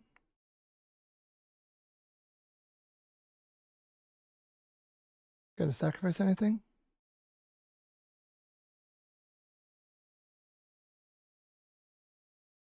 The second ring.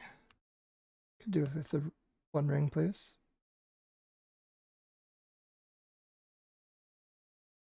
Okay, of note now, flinging doesn't help me at all because protection. I'm getting flung. I took 4 damage.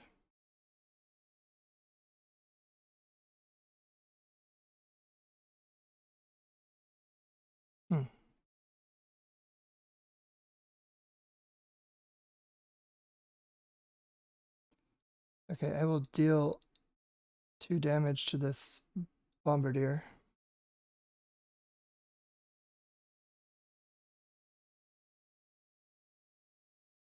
Drawing a card. Okay. Then I pass.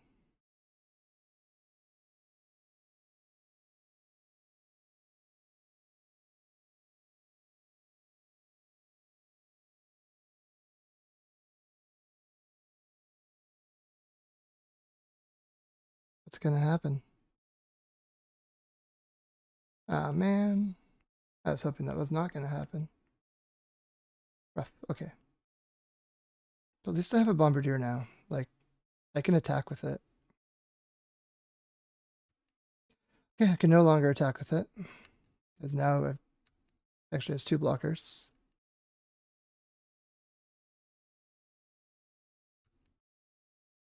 I'm facing down lethal.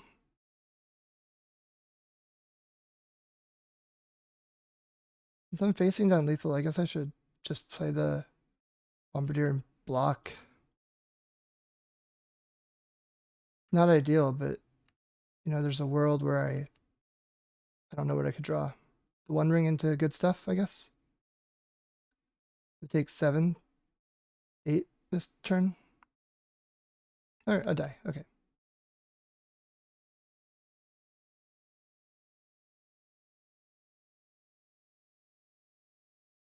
Okay, very silly. So Chalice out, Blood Moon out. First is not great. I want Dead Gods. I want Brotherhood End. I want Scarab Swarms. And I think that Blood Moon is better than Hearse because it's red. So I can put it under Chrome Mox or pitch it to Fury.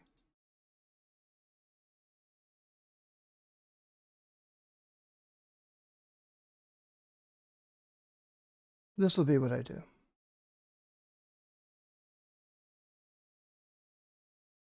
A very silly mirror.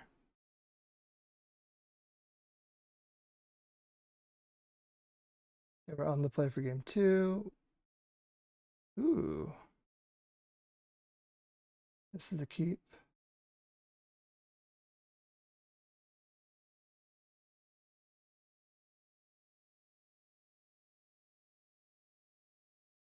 Actually go into 6.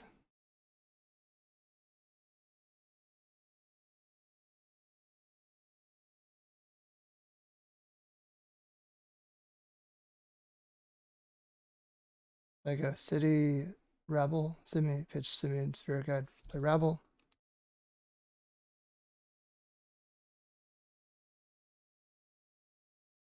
Rabble, Rabble, Rabble.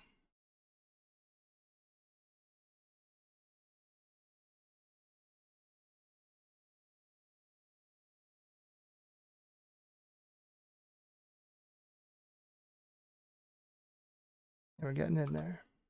Yeah.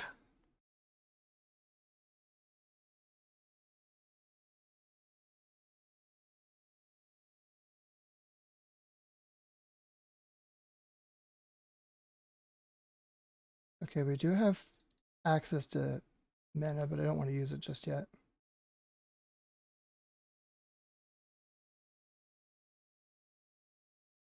Oh, that's very sad. Attack.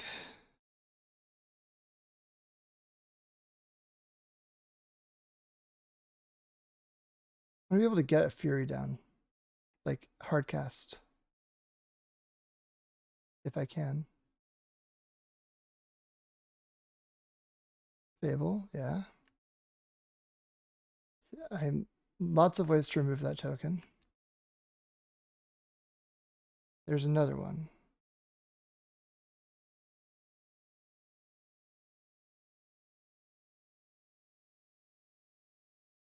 If I pitch the Spirit Guide, it saves the city for a turn.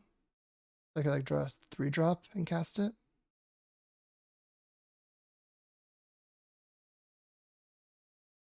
I guess that's how I do it.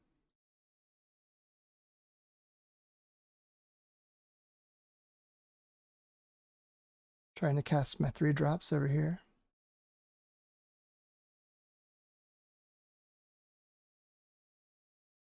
actually gets to loot.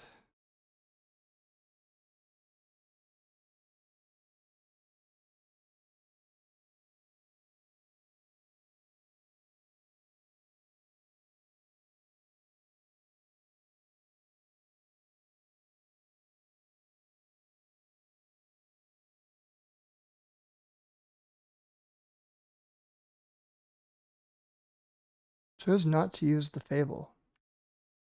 Okay, so next turn, this is flipping, and I could get like some Fury value, so I should be cognizant of that. 1, 2, 3, 1, 2, 3, 4 mana. Okay, so I can't quite hardcast a Fury yet. I'll just hold.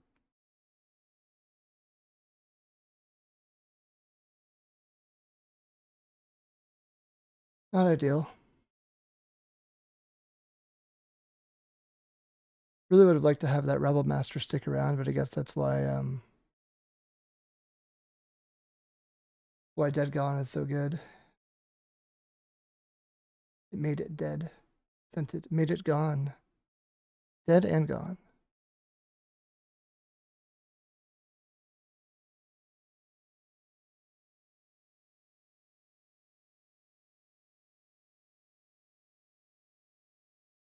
Pitched an Ancient Tomb.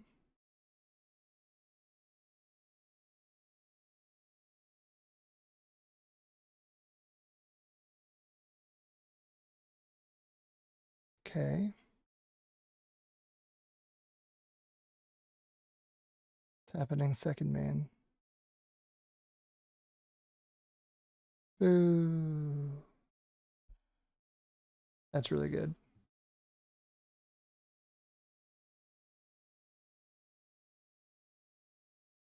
For him. Bad for me.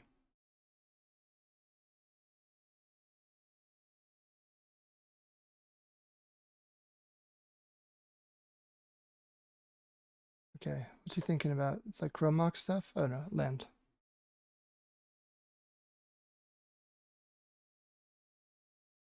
Another Fury. So Fury, pitch Fury, and no point attacking as a protection.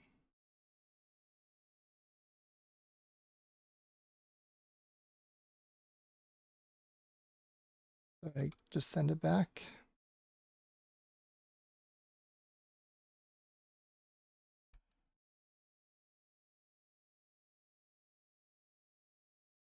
This flips now. I can dead it, technically. Make it dead. If he plays another 2 toughness creature, I can like get a Fury in there as well. Oh. Ah.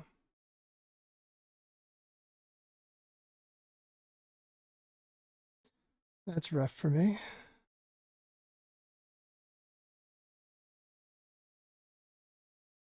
That goblin is super dead. Get it? No, never mind. That wasn't dead. That was Fury. I'm furious about that. I'm furious about how dead that is. Okay, so I could play.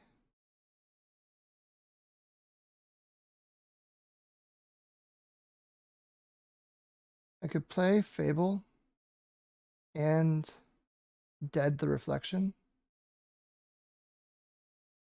I have to dead the reflection. I have to kill the reflection. Because otherwise it just pops off with Fury.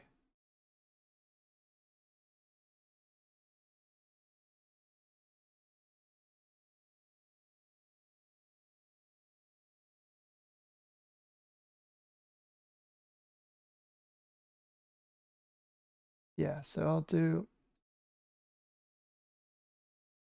cast Fable.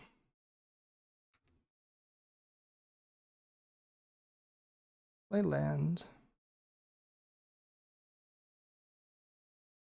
Gotta kill the reflection.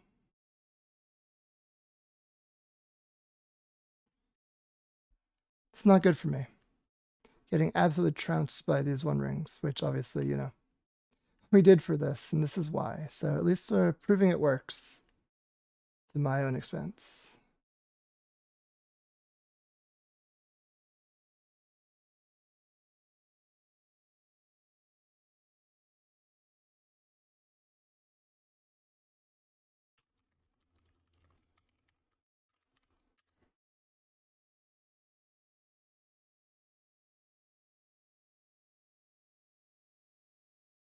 feel so dead. 1, 2, 3, 4, 6, 7 mana to my 1.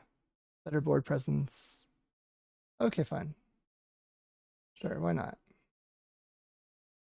Oh. That's 5 toughness. That's rough. Okay. You gonna fling something here? Fling the Fury? Flinging the Fury would be really good for me.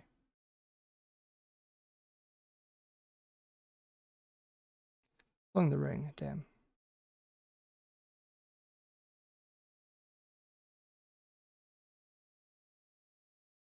Super dead here.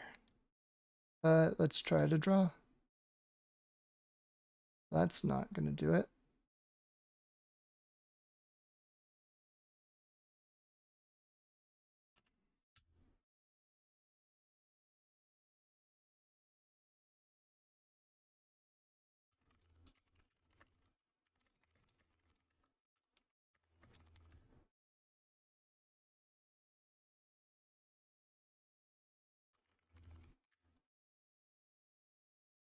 Oh, got beat by XJ. That's how it happens. I'll see you all for in the mirror with the ring looking really good for what it's worth. I'll see you all for what's it, round 6?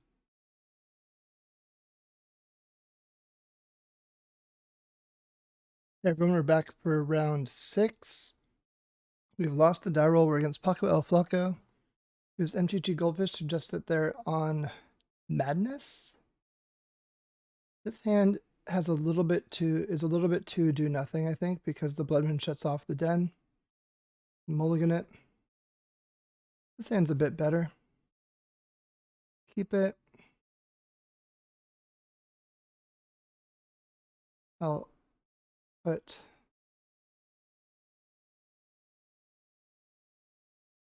either Rabblemaster or Blood Moon on the bottom. I don't know if Blood Moon's gonna be good yet. I'm gonna pitch a Hearse to a Chrome Mox, and that's like my turn 1 play is also Hearse. So I think I need to put one of these away. Put the Rabblemaster away.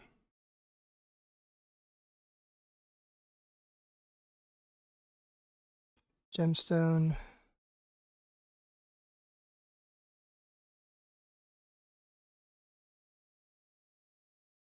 I'll exile the Unlicensed Hearse. Now if I draw a land off the top, I could play like Blood Moon or Fable turn 1. And if I don't draw a land off the top, I can go Chrome Mox, pitch something, and play Hearse, depending upon what our opponent leads on, so I can know how to interact with them. Bobble. It's Delver. 8 cast. Bubbling themselves, which implies fetch land. Maybe it's just Delver.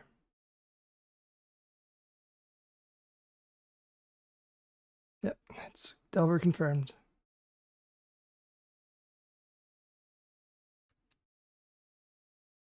I did draw the land, but I think I'm going to use it to, given that they already have island, I'm going to use it to get this Hearse down through days.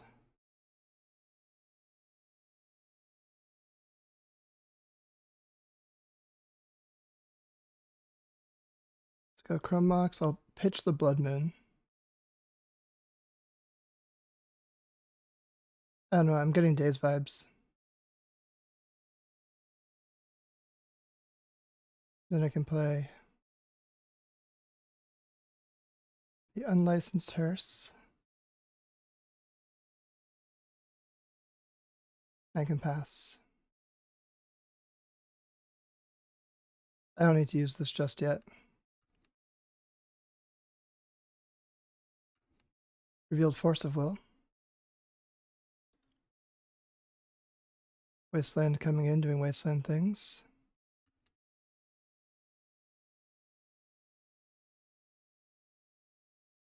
Delver coming in, doing Delver things.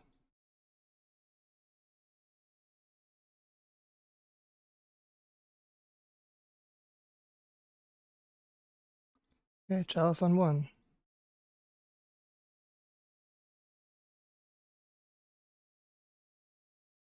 Brainstorm in response? Days? Days. Okay.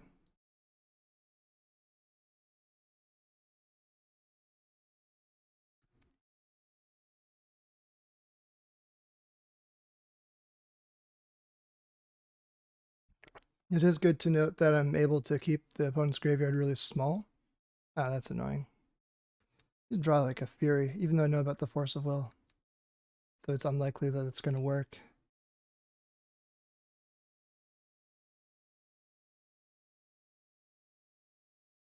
I drew the Fury. Guess I'll try it. Probably getting countered. Yeah. That wasn't getting better for me, so I kind of had to just do it.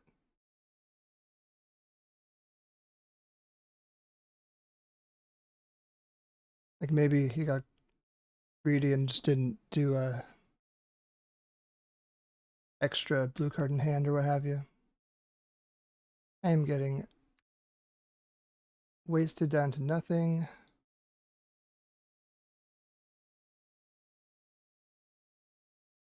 Play this tapped. Looking rough over here. Looking really rough. Okay, now we're dead.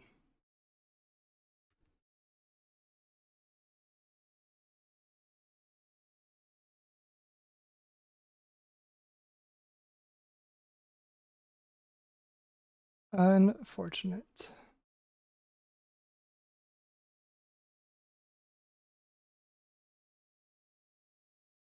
That won't do it.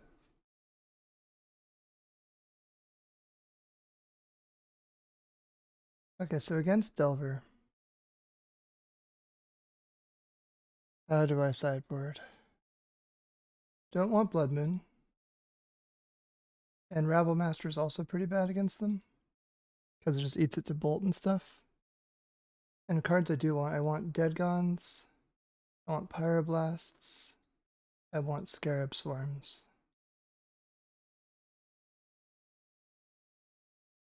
I'm gonna do it like that. Send it.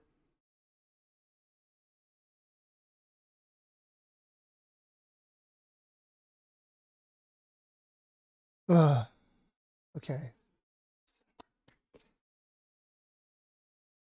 Let's shape up. We can do this. Still feeling a little bit deflated from getting destroyed by my own technology. But JR is a great player, and so I just need to turn it around, and I can do it. I know I can. Pep talk.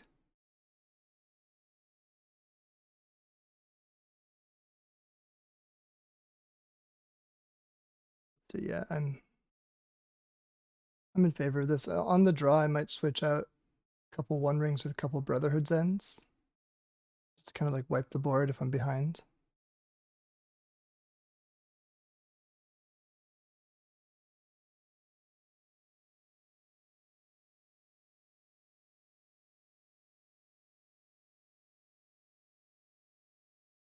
All right, I'll pause and come back after sideboarding. Sideboarding is complete. I will be on the play. This hand is good. I will lead on a Fable.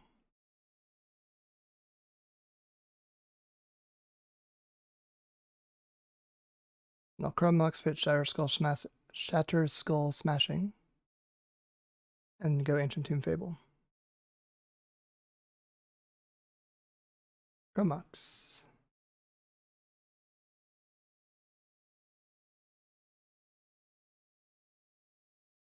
Fable. Resolved. Okay. We'd like to see that. Bobble, yeah. Looking at my top. What am I going to draw? Who knows? I don't. Bolt. Expected.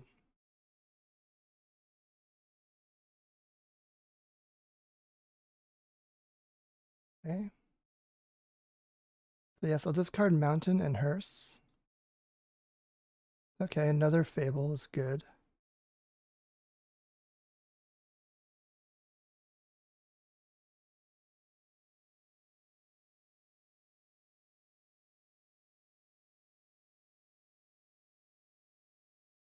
think I'll play another Fable now. I think I have one more turn to play this hearse. Yeah, they can't Murktide me next turn. I wanna make days irrelevant.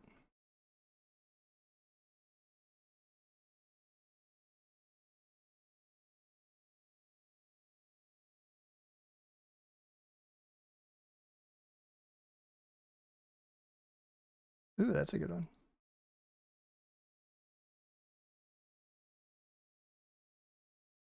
Do I discard anything? I think no.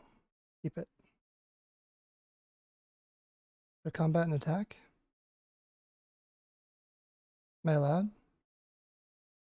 Not allowed. Most petty of thefts.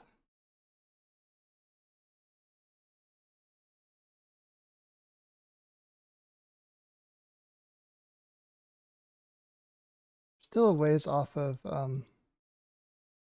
getting this potential Murktide down, so I'm going to play a One Ring now. Hey, it resolved. Very cool. And next turn, I'll be off to the races with that. Pondering.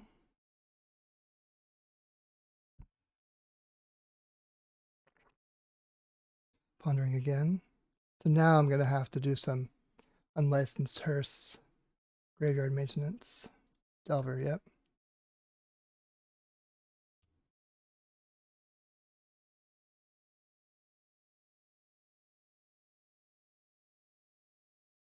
That's very nice. Okay, so we'll flip that.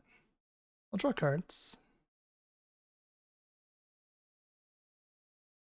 So I'll start with a Pyroblast on the Delver.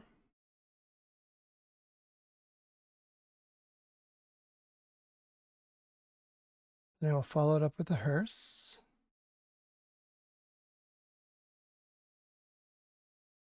I'm going to eat Lightning Bolt and Ponder. Then I'm going to do a Chalice on 1.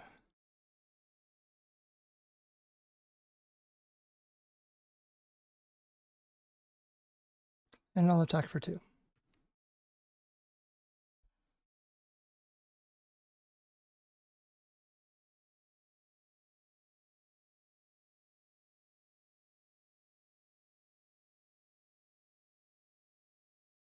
Okay.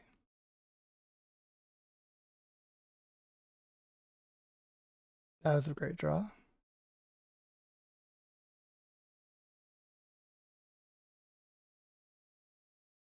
Maybe I'll just leverage that first before getting too fancy with anything else.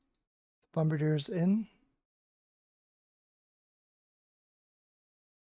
Very likely to be countered, if it could be.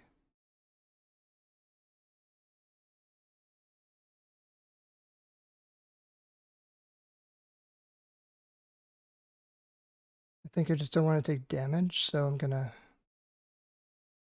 use Spirit Guide.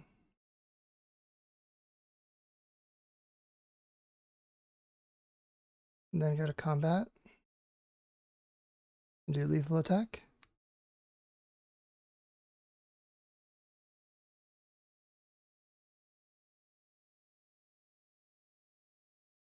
For 6.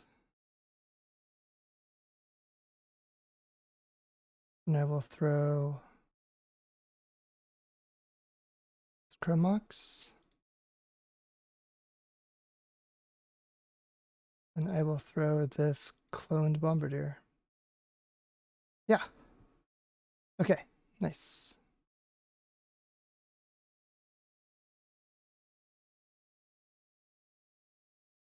One Ring did seem very good there for what it's worth. Maybe I do want it even post board or even on the draw.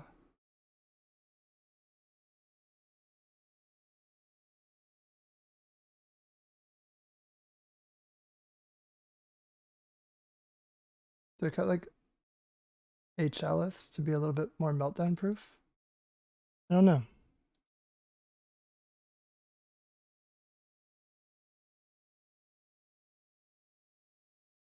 I guess I try not to expose too hard into a chalice. Or into a meltdown.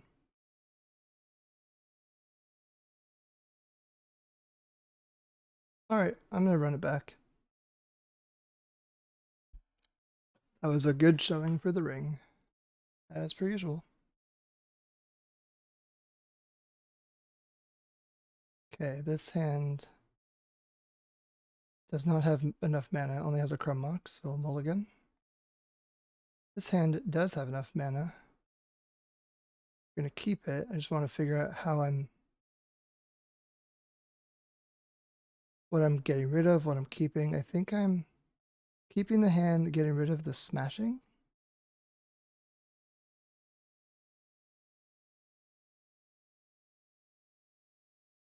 Yeah. I can go on against the Delver lead. I can just do Mountain and Pyroblast it. It's not a Delver, notably.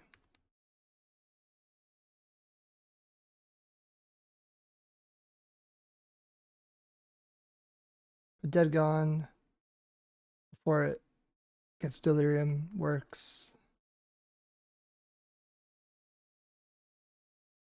So we'll see what I can pull off here. What's on top of my deck?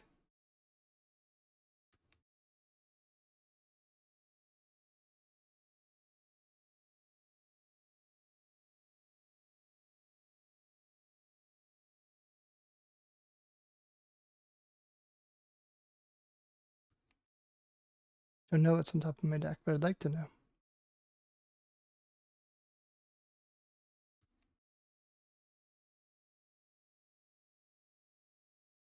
Hearse, actually, that's quite good.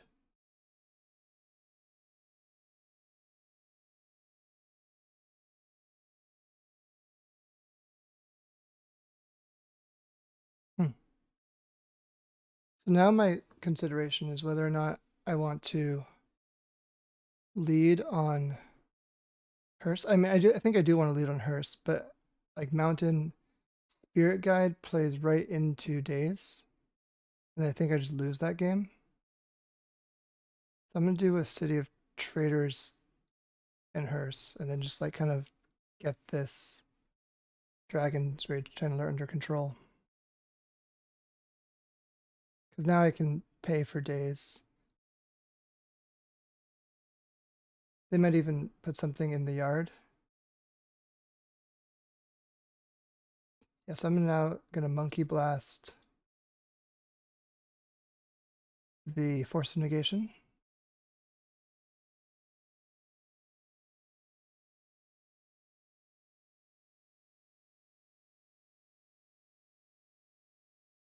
And I'm going to eat the Questing Druid and Force of Negation now for any potential Murktide shenanigans.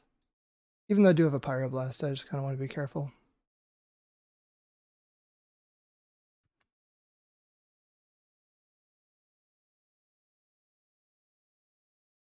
So then we try to Fable, if we're able.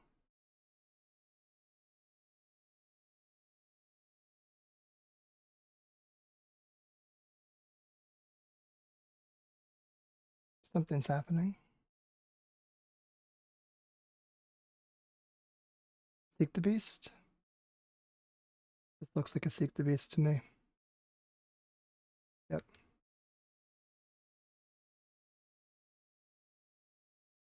Bend the land. A Delver and a Tarn. Now again, I'm going to get ahead of the Murktide by exiling those now.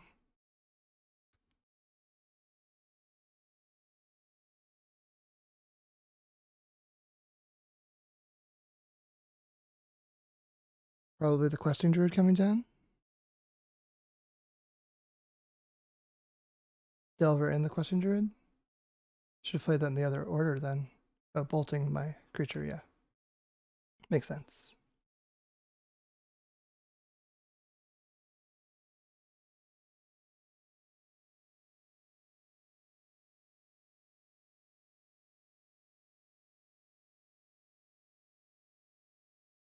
Another Delver. Fury off the top.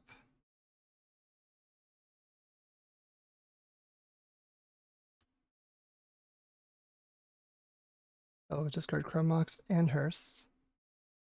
Got a Bombardier. That's pretty good.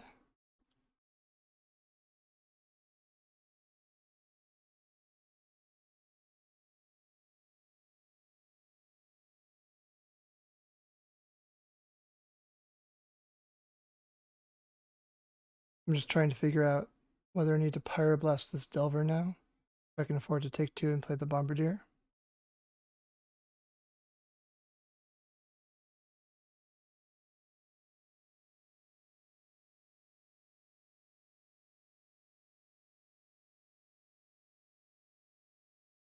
I think I'm going to play out the Bombardier.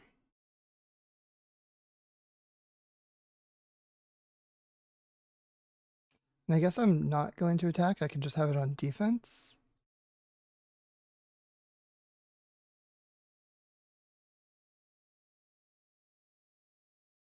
And I will...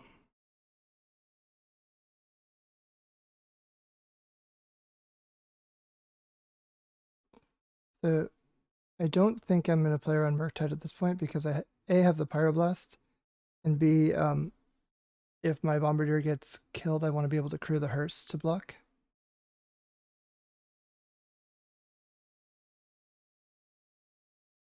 Not flipping. Nice.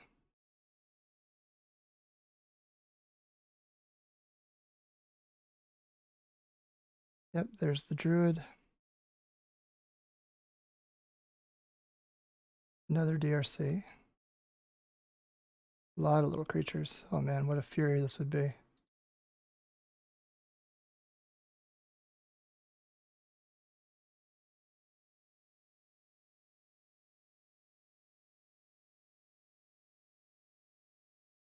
I'll play the land. I think it's worth just having a colorless land at this point.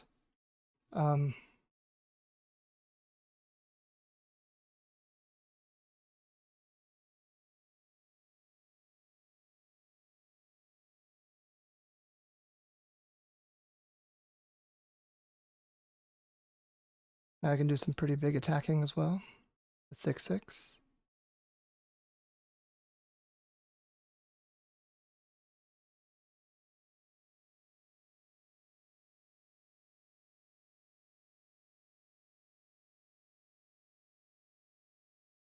And I think I'm going to Pyroblast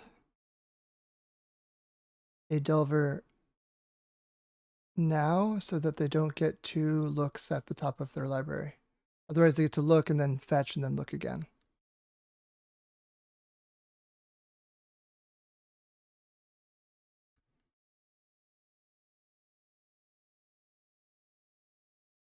They flip to a force. They're shuffling it away. All expected.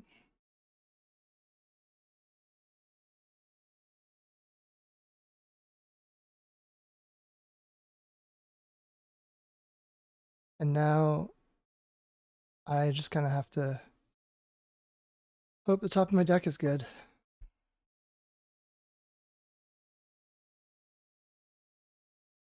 So if I copy the Bombardier, that's probably pretty good as well.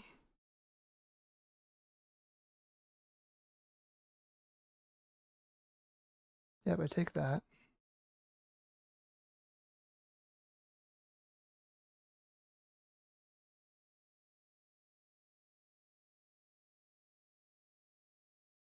Okay, here. So I have 10 damage. Like if I double Bombardier, I have like 10 damage going through. They're notably at 11 life. This land, yeah. Don't feel like that matters. Confirmed it did not matter. Okay.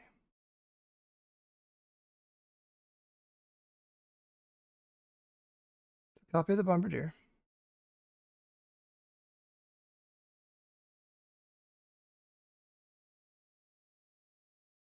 And attack with both and I win, I believe. Well, so if they double block this one, then I fling that. Then this one gets through, and then yeah, okay. So they double block here. I use this one to fling the reflection, and then this one to fling Bombardier, and then I can win. Okay, so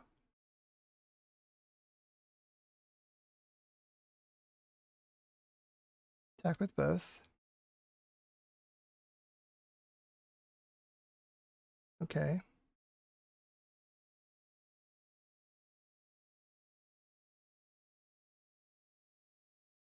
Now we target opponent, sacrifice the reflection.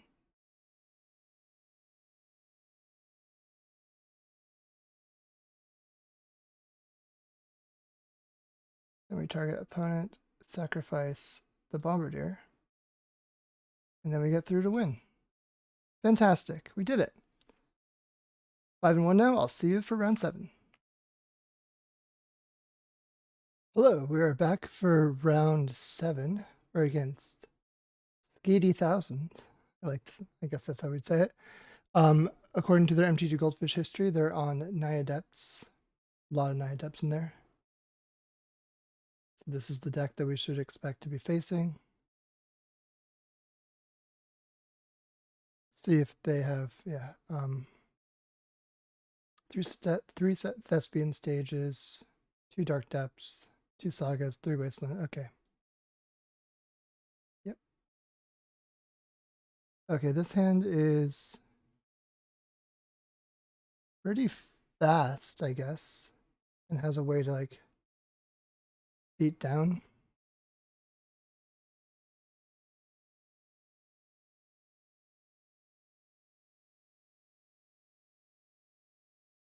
Like Bombardiers aren't necessarily that good against injury removal. I don't know.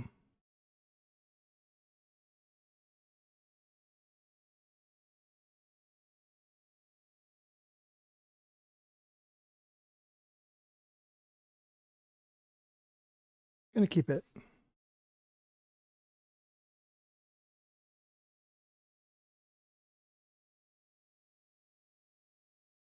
The question is whether or not I want to use the Spirit Guide as like a thing to fling. I don't think so. I think I want to just like jam out a Bombardier.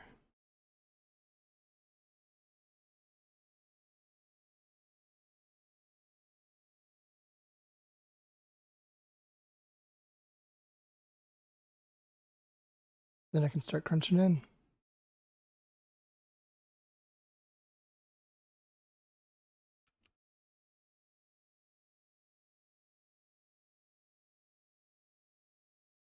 Once upon a time.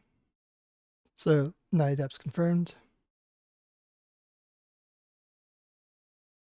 Wonder why our opponent's doing this now and not before they draw a card for turn. I'd have more information if they did it after they like untap, draw, and then cast it. Is I think technically better.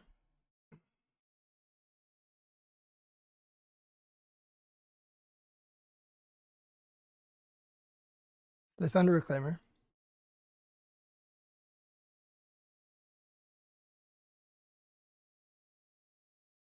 Now I guess they're going to decide. It's probably going to remove my creature. That's what this means. But I'll play another one. Got to remove it now. Or in start combat, I guess. Nope.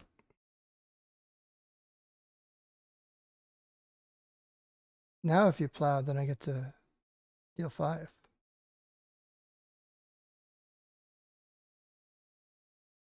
Not going to do it yet.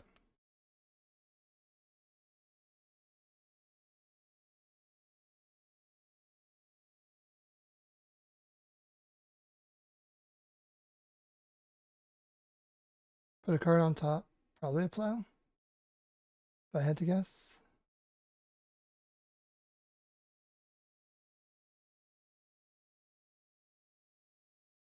Claimer, as expected.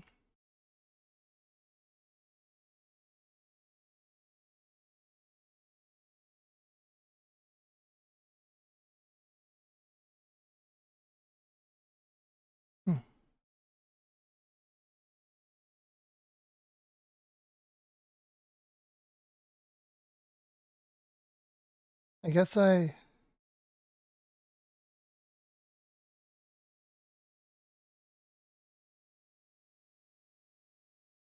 lead with a chalice on one.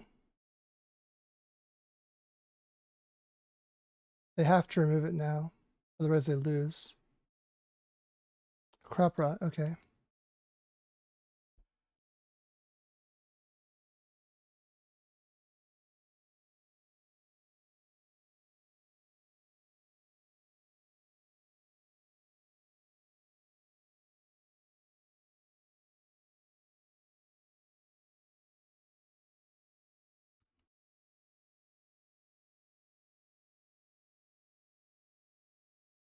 Okay, so they found the depths. So to me, that implies that this reclaimer is going to be doing some heavy lifting. So I'm going to actually target this reclaimer.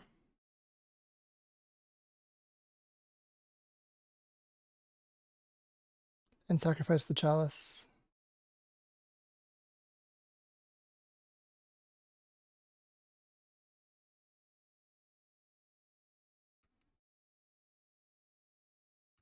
Yeah, because to me that implied that they were trying to use the reclaimer and the depths to get 2 blockers in there or something.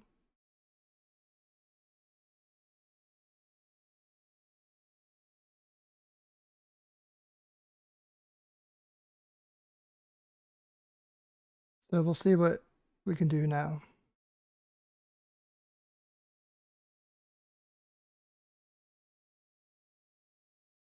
Forcing out the crop rotation was pretty good though. Okay, Mazavith. Not too concerned about that. Oh, cool. So we will, if either of these connect, then we'll be able to fling a Fury to deal the remaining damage. That's the plan.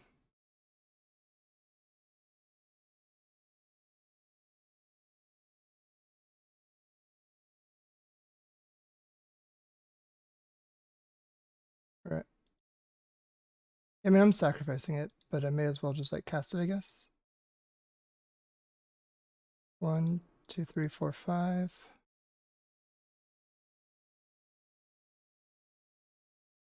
So Fury comes down and opponent sees the writing on the wall, so that's lethal. Okay, against Nyadepts. How do I want to board?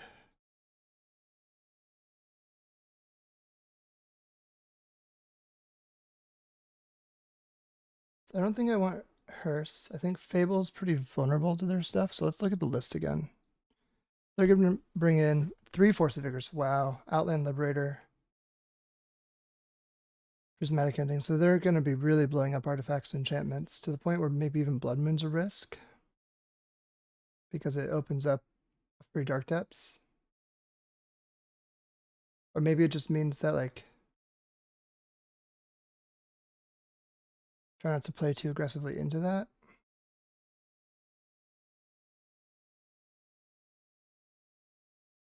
I think I want Brotherhood's End. I want Dead Gone. And maybe Scarab Swarms for blocking things. So I have 8 cards I can get rid of. I don't think I want the Hearses. And I could either cut Chalices or Fables. Or Chalices, Fables, or Blood Moons.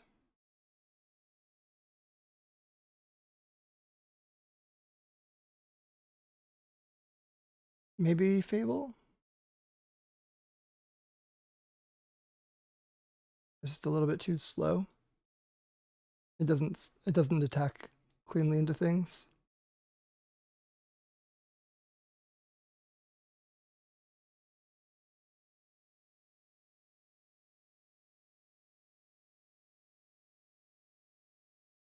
On the draw, I'm gonna keep the Fables to try to accelerate back in. On the play, I might switch the Blood Moons out again. Or maybe I cut no, I'm gonna keep Chalices.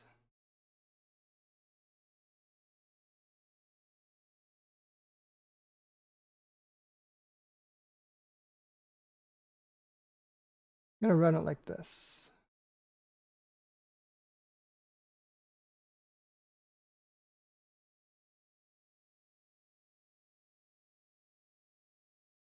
Okay, this is very nice. Turn 1, Rabble Master, turn 2, Ring. Keep. Opponent's mulliganing. To 5.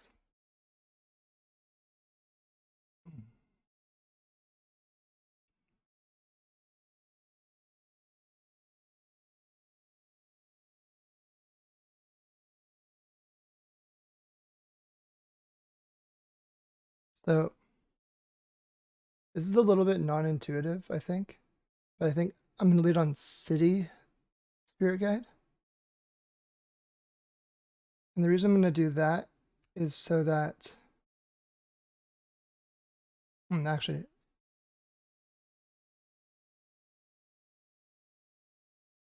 think I changed my mind now that I drew another Shatter Skull. My thought was life loss with the One Ring. Because I'm going to have to tap this twice as opposed to tap it once if I play it second. I think that 2 life is worth it because this is likely going to get plowed. At which point I'm back at 20. Did not get plowed. Okay.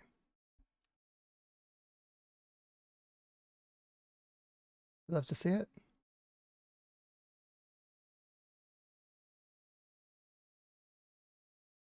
Thespian stage we knew about. Mox Diamond and Nether Reliquary, perhaps? Maybe that was the Thespian stage we knew about. Reclaimer, okay.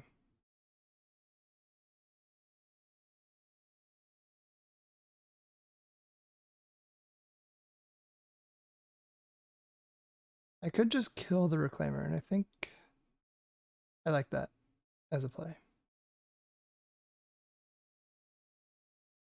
But no, I can't just kill the Reclaimer because I don't have second red for it.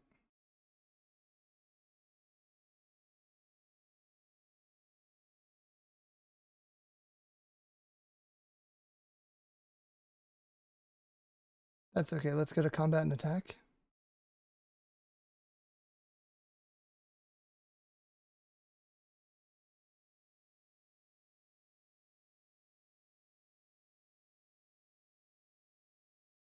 Yep. Now I draw a card with the ring.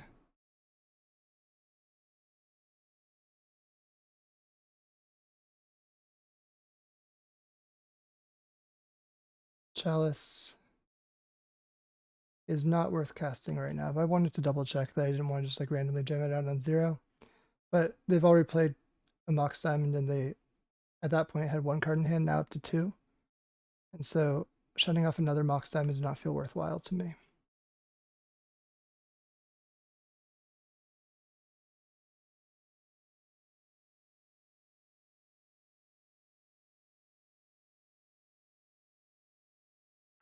That's a good draw. As is that. Let's start with a dead. Or what's the odds? So they could get Dark Depths here.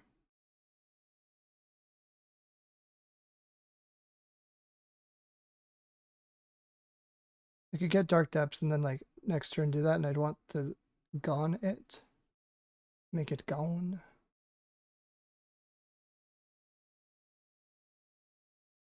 I'm most constrained on red sources of mana.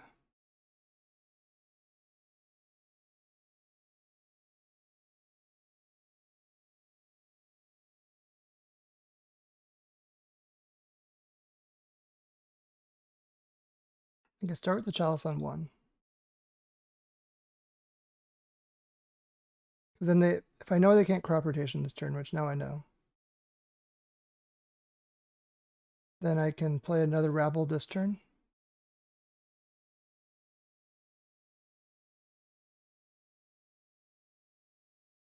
Next turn do the Dead Gone stuff.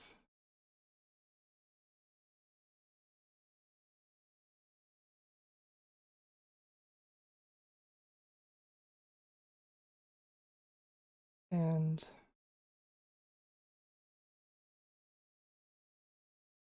believe I'm going to save myself the pain.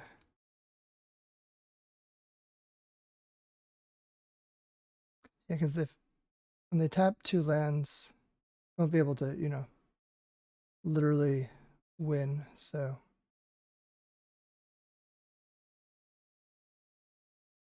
They'll be tapped too low to Dark Depths.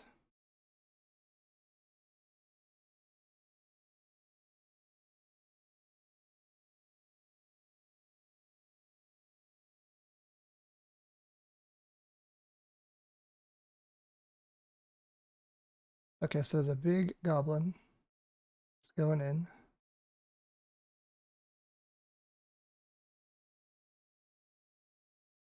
Now I wonder what they do.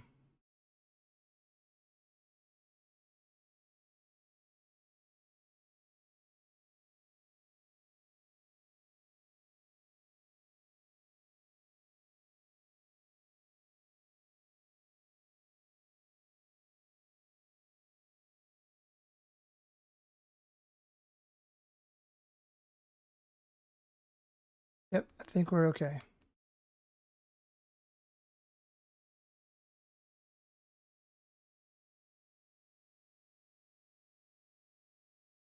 So Dark Depths and something or other are going to enter.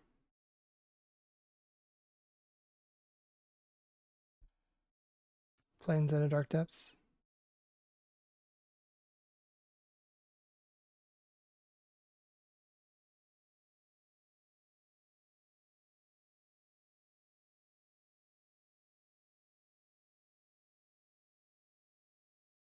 Yep. And notably, they cannot cast the Swift Boots from hand this turn because of Chalice on 1. So I'm not at risk of losing to that.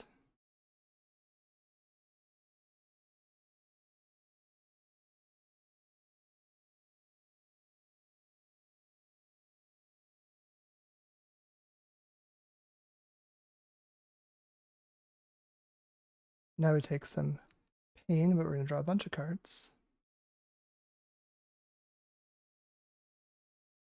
A new One Ring is actually really nice. It gives a little bit of insurance if things go way, way south. So I'll do Fury, pitching Shatter Skull now. Try to clear this Reclaimer. I don't want it to be able to get Sajiri Step to protect the Merit Lage.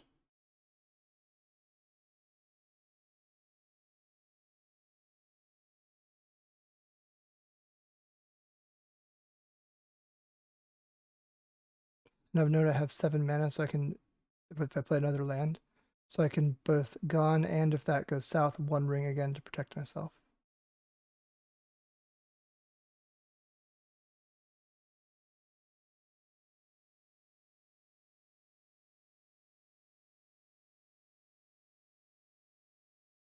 Now opponent's thinking about what they want to do.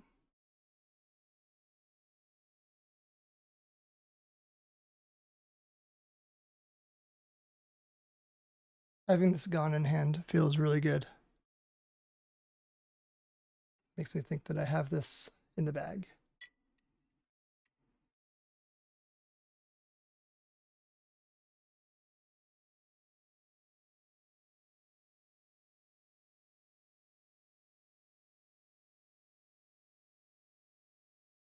Opponent agrees. I had it in the bag. Didn't even need to Gone.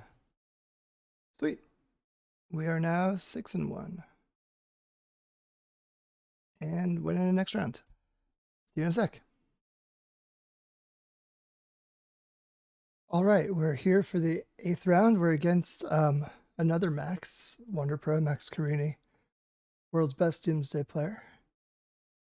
We won the roll. We'll keep it. And we're going to jam out a turn 1 Blood Moon.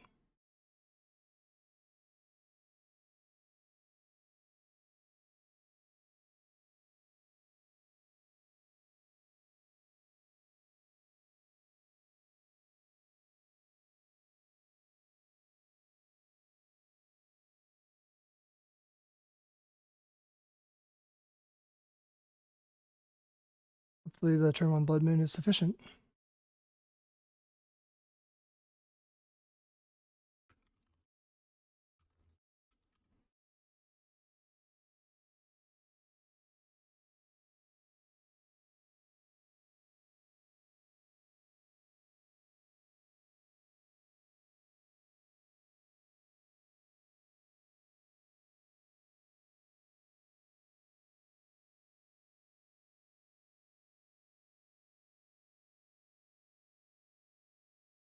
I'll be right back whenever Max is able to assess his hand and we're taking actions. Okay, we're back.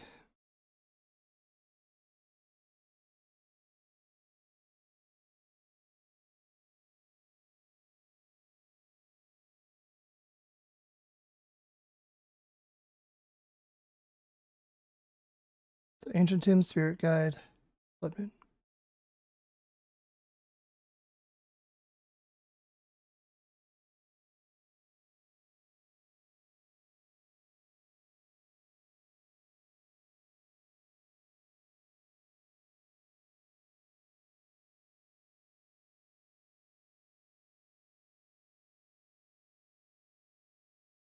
This is what we're hoping works.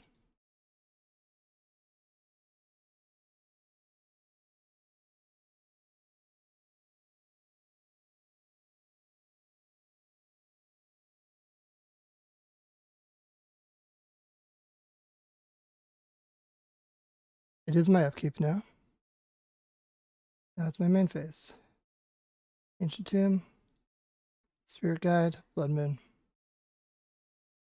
Is it in? It's in.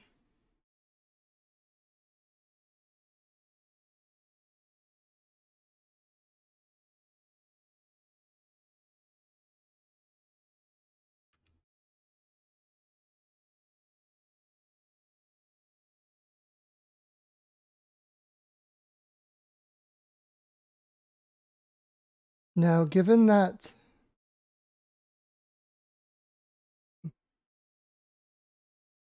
I have Blood Moon in play, I'm actually going to hold off on this Chalice to try to get a Chalice on 2 going.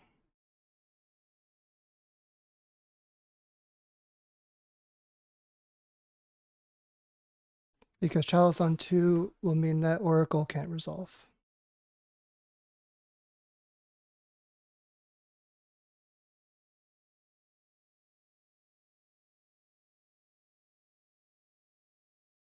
Max is thinking. I wonder if that means he's got a Lotus Petal or something like that. Trying to decide whether or not to use it.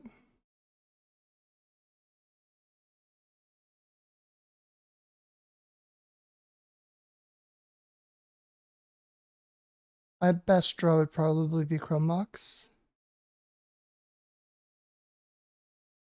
so that I can get this Chalice down.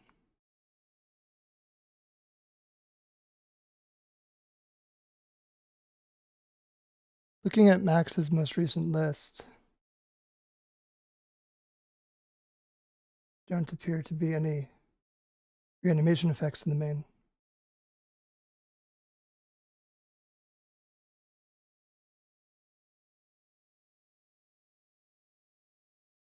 Hey, there you go.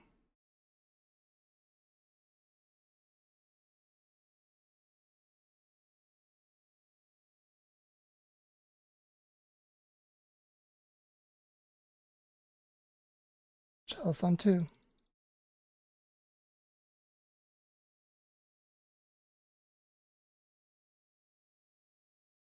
So eat a force, yeah, if he's got one, which he does.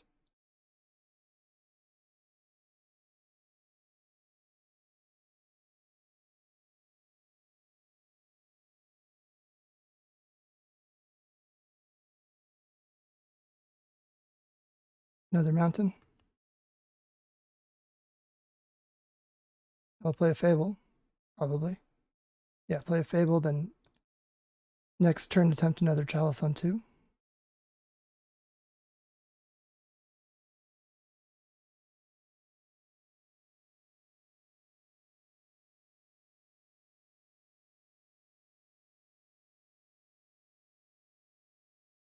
A 4th mountain.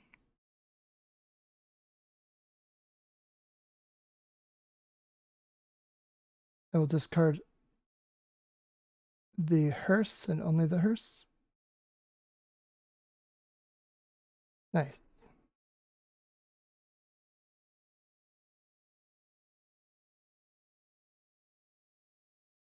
Chalice on 2 again. And we got the game. Okay, now sideboarding.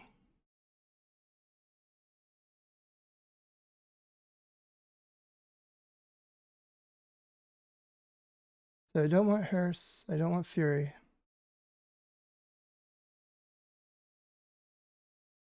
I want Deadgons, Rebs, and Mindbreak Traps. Deadgons against like Shieldred and stuff. Mindbreak Traps against the combo aspect of it.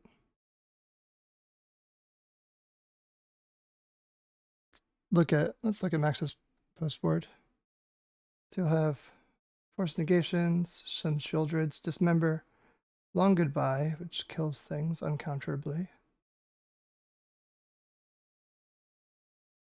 Yeah, so this makes sense. Let's run it.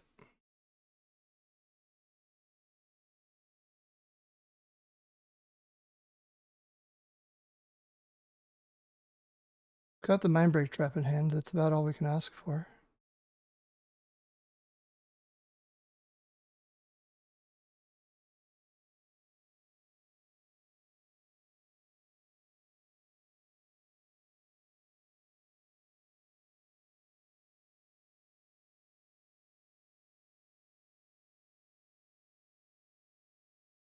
See what happens here.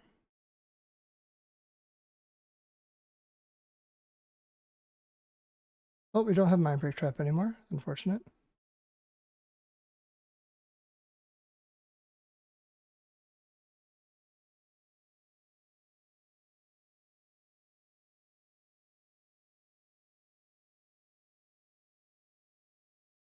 Unless he's considering keeping the Mindbreak Trap in hand, just playing around it, and then taking a different card. No, I took the Mindbreak. Okay. Playing out LED.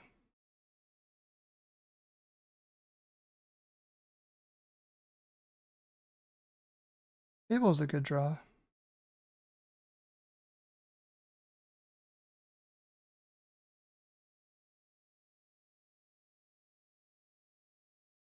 So yeah, I'll pitch the Simeon. No.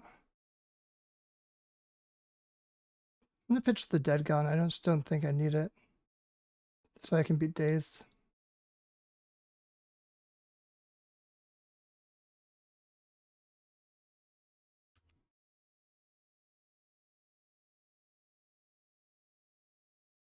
And let's see what we get off the top. Or if we get anything off the top, if we have another turn. Not a given.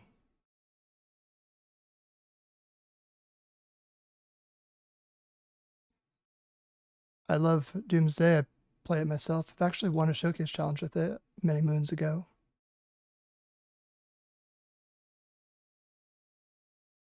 Another Deadgon. We're going to pitch both the lands. And we found another Chalice. We found a Chalice, I should say.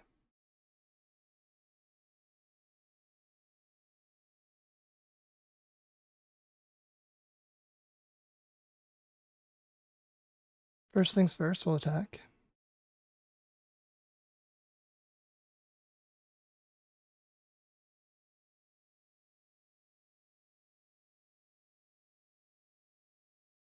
Going to play this Chalice for 1.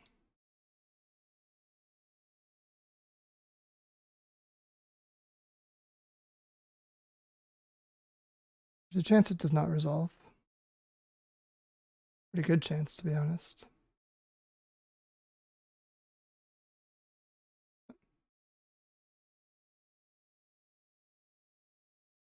And I'm just going to play the Spirit Guide to increase the clock.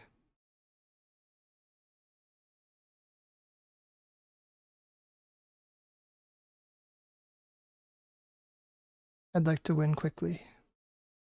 The more time I give Max, the much worse shape I'm in. Also, the less life I give Max to work with, the better shape I'm in.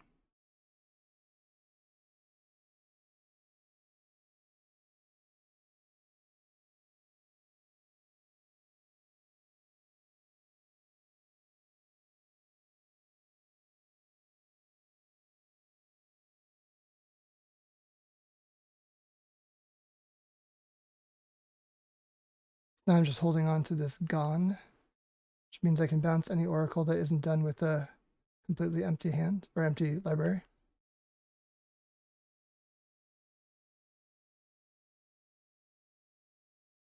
That's really good. I think I can Chalice on 3, but I'm going to go to combat first.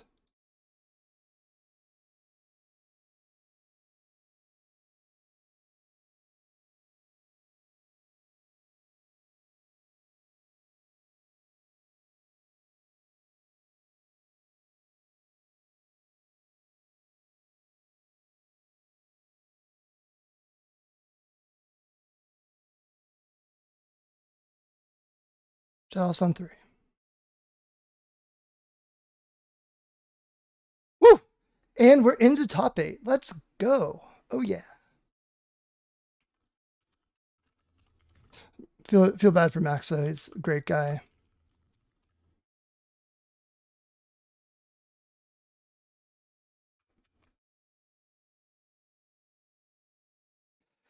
Into top 8. Love to see it. Okay, let's look at how we're doing here. xJ's up a game. And here, Eureka's in. Yes, Mike. So Mike is a buddy of mine. xJ is a buddy of mine. Max Carini is a buddy of mine, and I really, really hope he makes it in. Let's see here. Book is a buddy of mine. I really hope he makes it in too. But hey, I made it in. I'm in top 8. I am so excited. I'll be back with the final standings and top 8 in just a minute. Everyone's still waiting for the top 8 to load, but I figured while we do that, I would reward all of you for hanging out here with a free sideboard guide. The way you paid is by hanging out and enjoying this video. So top here we have Rescaminator, where this is basically cards I'm cutting, cards I'm adding, and some things I'm like not particularly sure on. And my thought here is that -4 Fury, -4 Rebel Master, -3 Blood Moon, but I cut the Blood Moons when I'm on the draw. Or sorry, cut the Blood Moons when I keep the Blood Moons for when I'm on the play. I cut them when I'm on the draw, because then they can like fetch a basic and they're less good. And then also adding the ley lines, then the 3 ley lines on the draw, because at that point I kind of want to be able to get ahead of, you know, the grief scam reanimate thing. And so having the ley line enter at turn 0 is the way to do that. So that's the Blood Moon ley line thing here. Other than that, so I don't think I actually want to cut the rings and stuff against Delver. I'll leave it as like a question mark.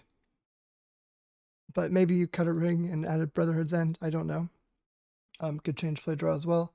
But the idea is that you cut Blood Moons, you cut Rebel Masters, bring in Dead Gons, Red Elemental Blast, and Scarab Swarm. Then this is against Beans. I don't even know if this is even true if the Jeff Lynn version cut Unlicensed Source, but I'll leave it in as a maybe. I'll just cut it. It's too convoluted here. You got to see it live, but the main plan is just cut the Furies to add 2 Rebs and 2 Scarab. Against Saga Storm, I'm cutting Hearse and cutting Fury. I'm only on 3 ley lines, so the other thing I could do is look at the list here. Gonna have to navigate to it. Here we go. Yeah, these are good, these are good, those are good. So I have 7 cards I kind of want to cut. And Fury might be the best card that's still in, because it can kind of tangle with constructs, but so can Dead Gone. Or am I bringing Brotherhood End already? Let's find out. Yeah, I am. So 1, 2, 3, 4, 5, 6, 7.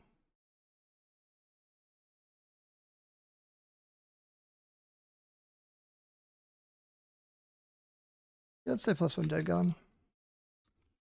Actually, no, let's do the Fury just because it's you can fling it for like 7 damage after a bombardier attack, so surprise lethal is always good. And then you can also, like kill a bowmaster or whatever. And then, oops, I Saga Storm twice.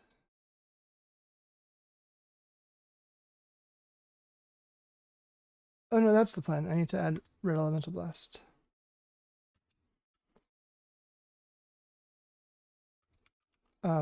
Because those interact with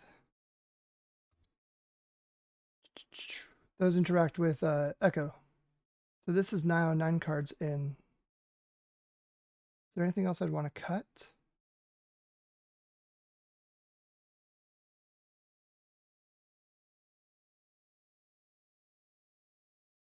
Maybe Gemstone on the play.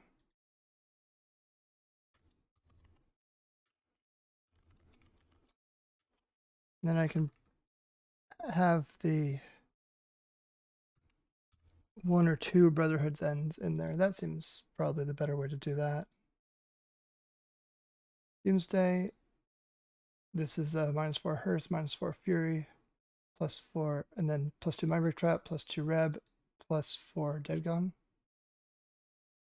Hey! Oh no, still going. Thought it was over. I was mistaken. Okay, so, and then lands, -4 Fury, -4 Hearse. I'm going to change the order of this just so it's parses the same as the other, -4 Hearse, -4 Fury kind of things. And yeah, I had +2 Scarab. Okay, we did it. Oh yes, Max got in at top 8. Woohoo, Wonder Pro is in. We'd love to see it. That is fantastic news.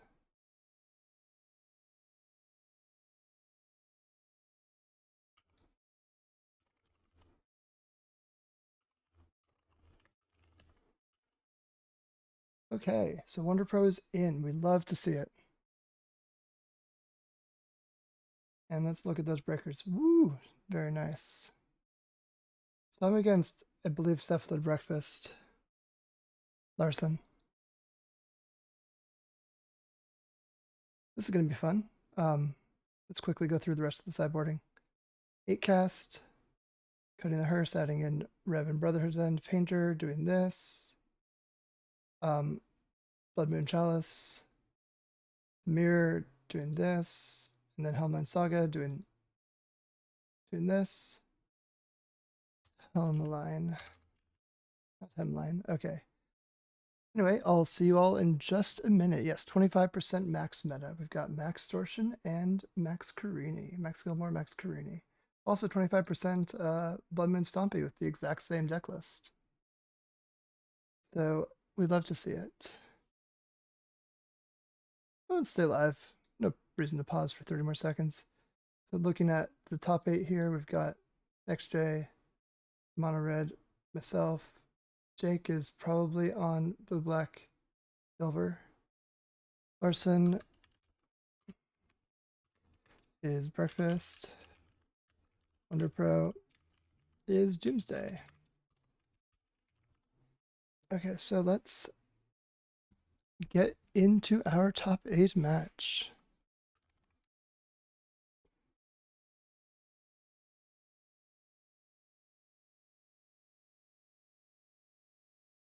Okay, we're on the draw. Solid hand. Yeah, broadside's going to be quite good. So we'll keep it.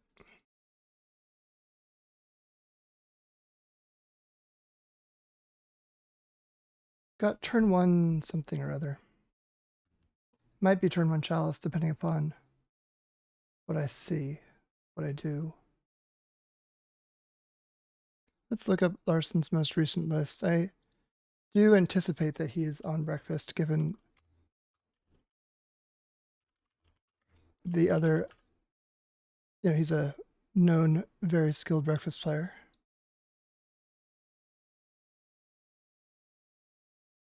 So we have 2 Teferis, Orm's Chant, Force of Will, Retrofitter Shuko, Staff of the Storyteller for card draw. This was just recently. Okay, so yep, looks like a list. But apparently he's playing Stoneforge Mystic today, according to xJ. So we'll see what we draw. He chose not to shuffle.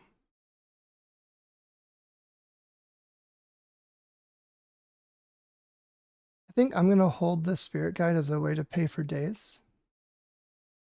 And I'm going to pitch the Fable as my less important card.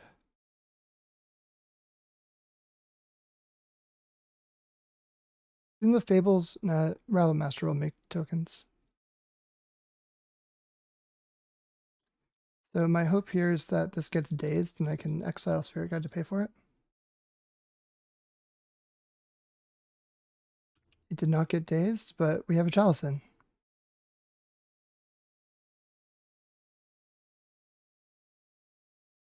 Saga. The Illusionist. It is, okay.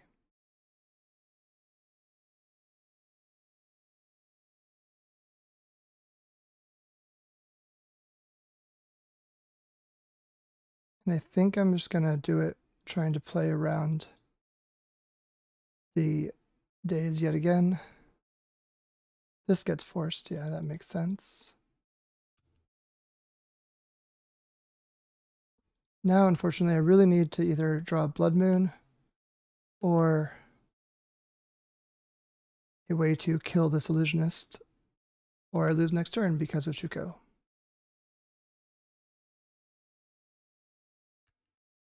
So breakfast is so good.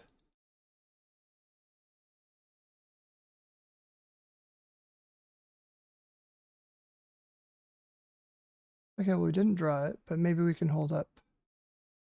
Now, there's no way he's not playing around it. No way that this is going to work, but I'm just going to YOLO it.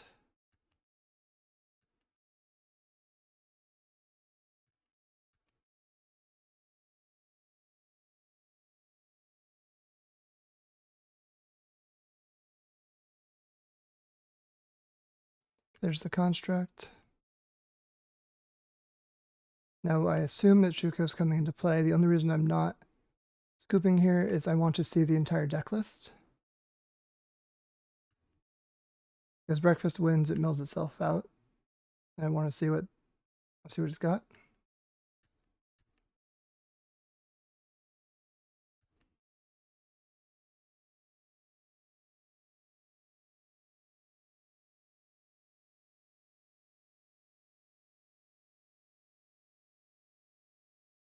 Yeah, so we're doing this to get information.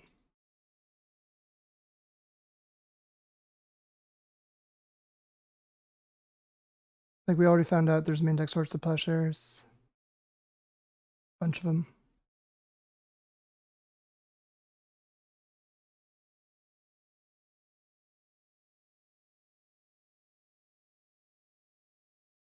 Yeah, we don't have interaction for this, so otherwise we would have interacted by now. College are complete, yep, so there's Stoneforge in there. There's the Stoneforge as well.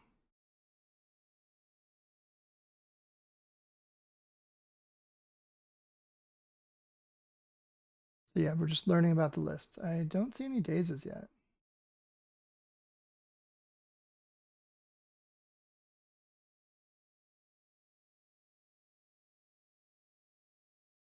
If I don't see any dazes at all, then I will play as if there's no daze. I'm going to do a nice little screenshot and put this off to the side while I sideboard. And there's the Oracle. Good job, breakfast. We did it. On to game 2, yeah. On to sideboarding.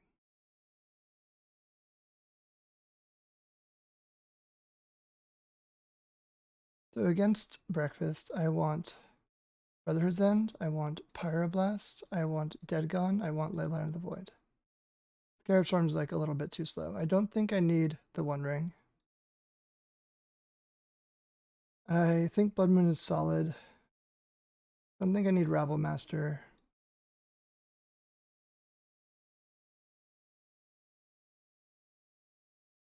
It's 11 cards. Chalice is really not that good, as you saw, because they can just like tutor things up through it anyway.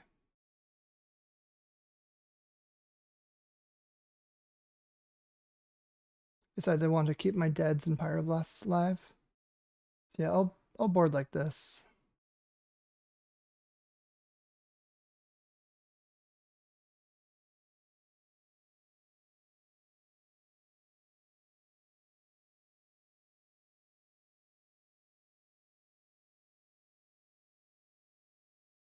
Mindbreak Trap is like semi-reasonable, but pretty bad with Teferi.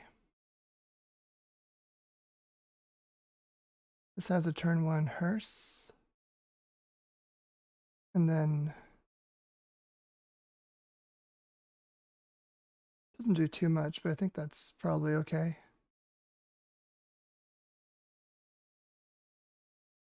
Got Brotherhood's End to kind of like love the board, and Dead Gone. I'll keep it.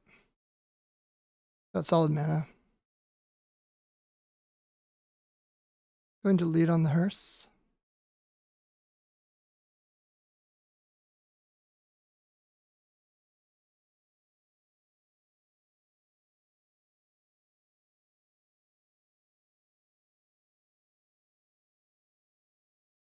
And we'll see how we proceed from here.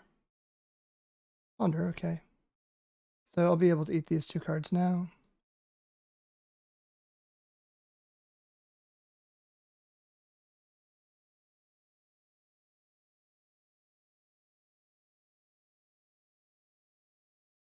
It'd be really nice to draw like a 3-drop.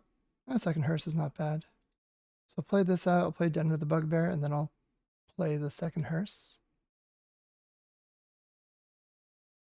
Playing multiples of these allows me to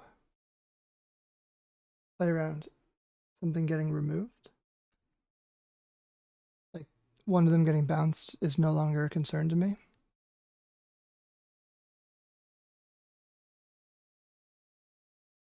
And again, looking at this, I saw Orim's Chance, Cephalids, Forcibles, did not see any dazes, so I don't really want to. If there is daze, it would be in the main deck, so I'm not going to play around daze now. Which is quite convenient for me.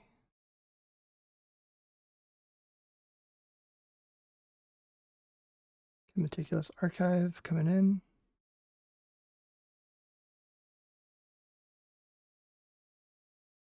And I'm going to make one of these as big as it can be and the other one kind of like slightly smaller.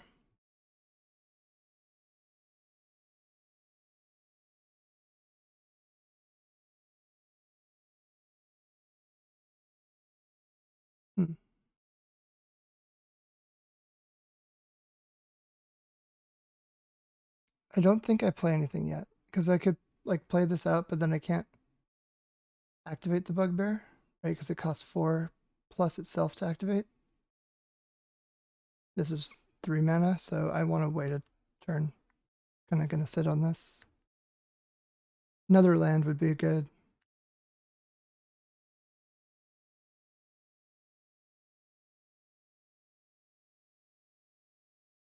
It is worth noting that with Oracle naturally in hand,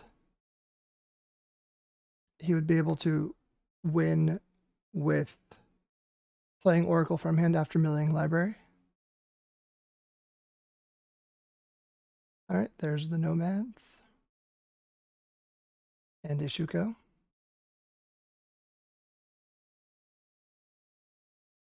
So then we cast Dead on that to kill it, make it dead.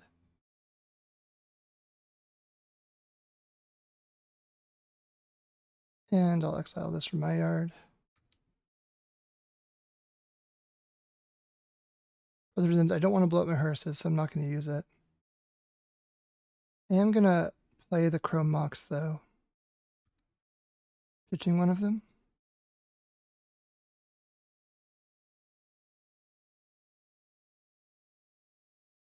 Yeah.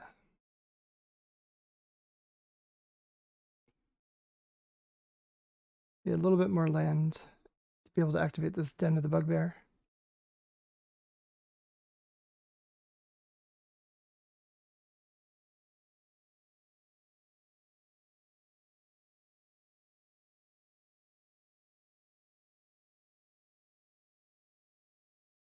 not going for it.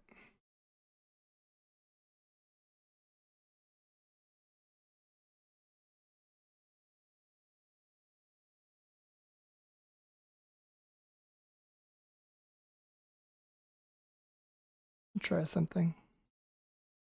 I'm going to cast Dead on this now. I'll exile Shuko and Illusionist. Blood Moon, great draw.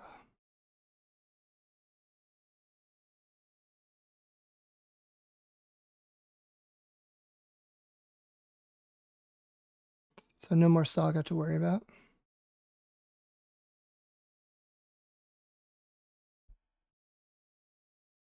Now the concern is whether or not there's more Illusionists than like an Oracle that would be coming.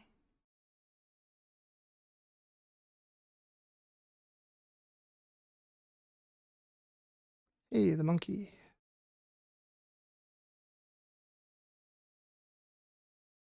So I'll crew with the big one.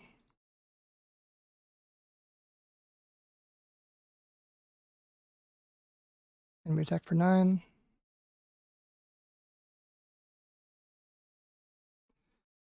Next turn is a lethal attack.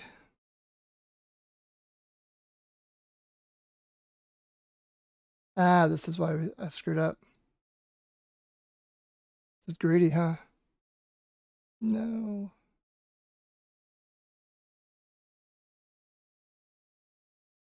Was I greedy? Was I too greedy? Did I just lose it?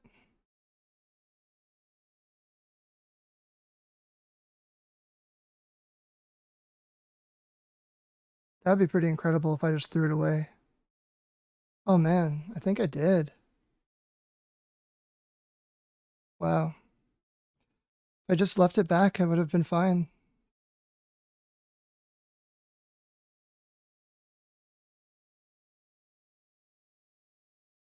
That was careless of me. Oh. Out in the top 8. And I can kind of pinpoint the mistake I made.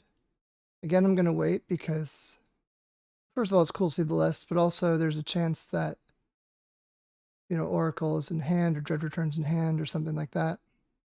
And it's not actually trivial to do this.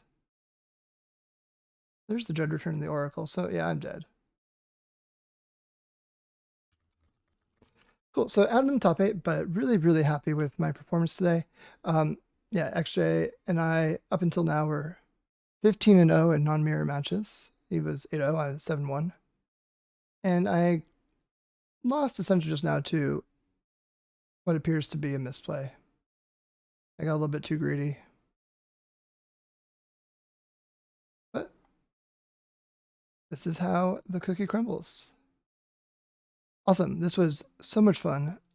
A showcase challenge top 8, which means that I've qualified for the showcase coming up in TBD. Not exactly sure when this is, but it's, I guess, the season 2 showcase. I think this was the second event of this set of 3, so going to be probably in like 7 weeks is my guess.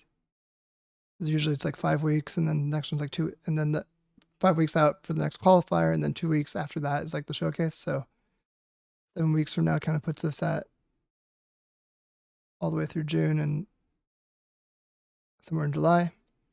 Not exactly sure, but all in all, super, super happy with my performance today. See what we get for pricing. Oh, actually, I got knocked out as well. That's funny. Okay. So yeah, we got a Legacy Championship entry token. That's what I'm talking about. 5 Mox Season 2 leaderboard points, an Outlaws of Thunder Junction set, 50 treasure chests, and 450 play points. Fantastic. Okay, I am really happy with this, and hope you all enjoyed this Showcase Challenge Top 8. And I will see you all next time. Bye-bye. Oh, and here's the deck list for good measure, and the sideboard guide one more time. You can add breakfast to the list. Why not? Breakfast. What did I do? So I cut. I'll bring it back in once I figure it out. So minus for Fable, because of like Serenity and stuff. -3 ring. And then minus, what did I do? Can't even remember. You can scroll back right now in the video and find out exactly what I did while I try to reverse engineer it. Let's see if we line up. -4 chalice, I think I did. Yeah. And then +4 dead gone. Now I can bring it in. +4 dead gone, +2 reb.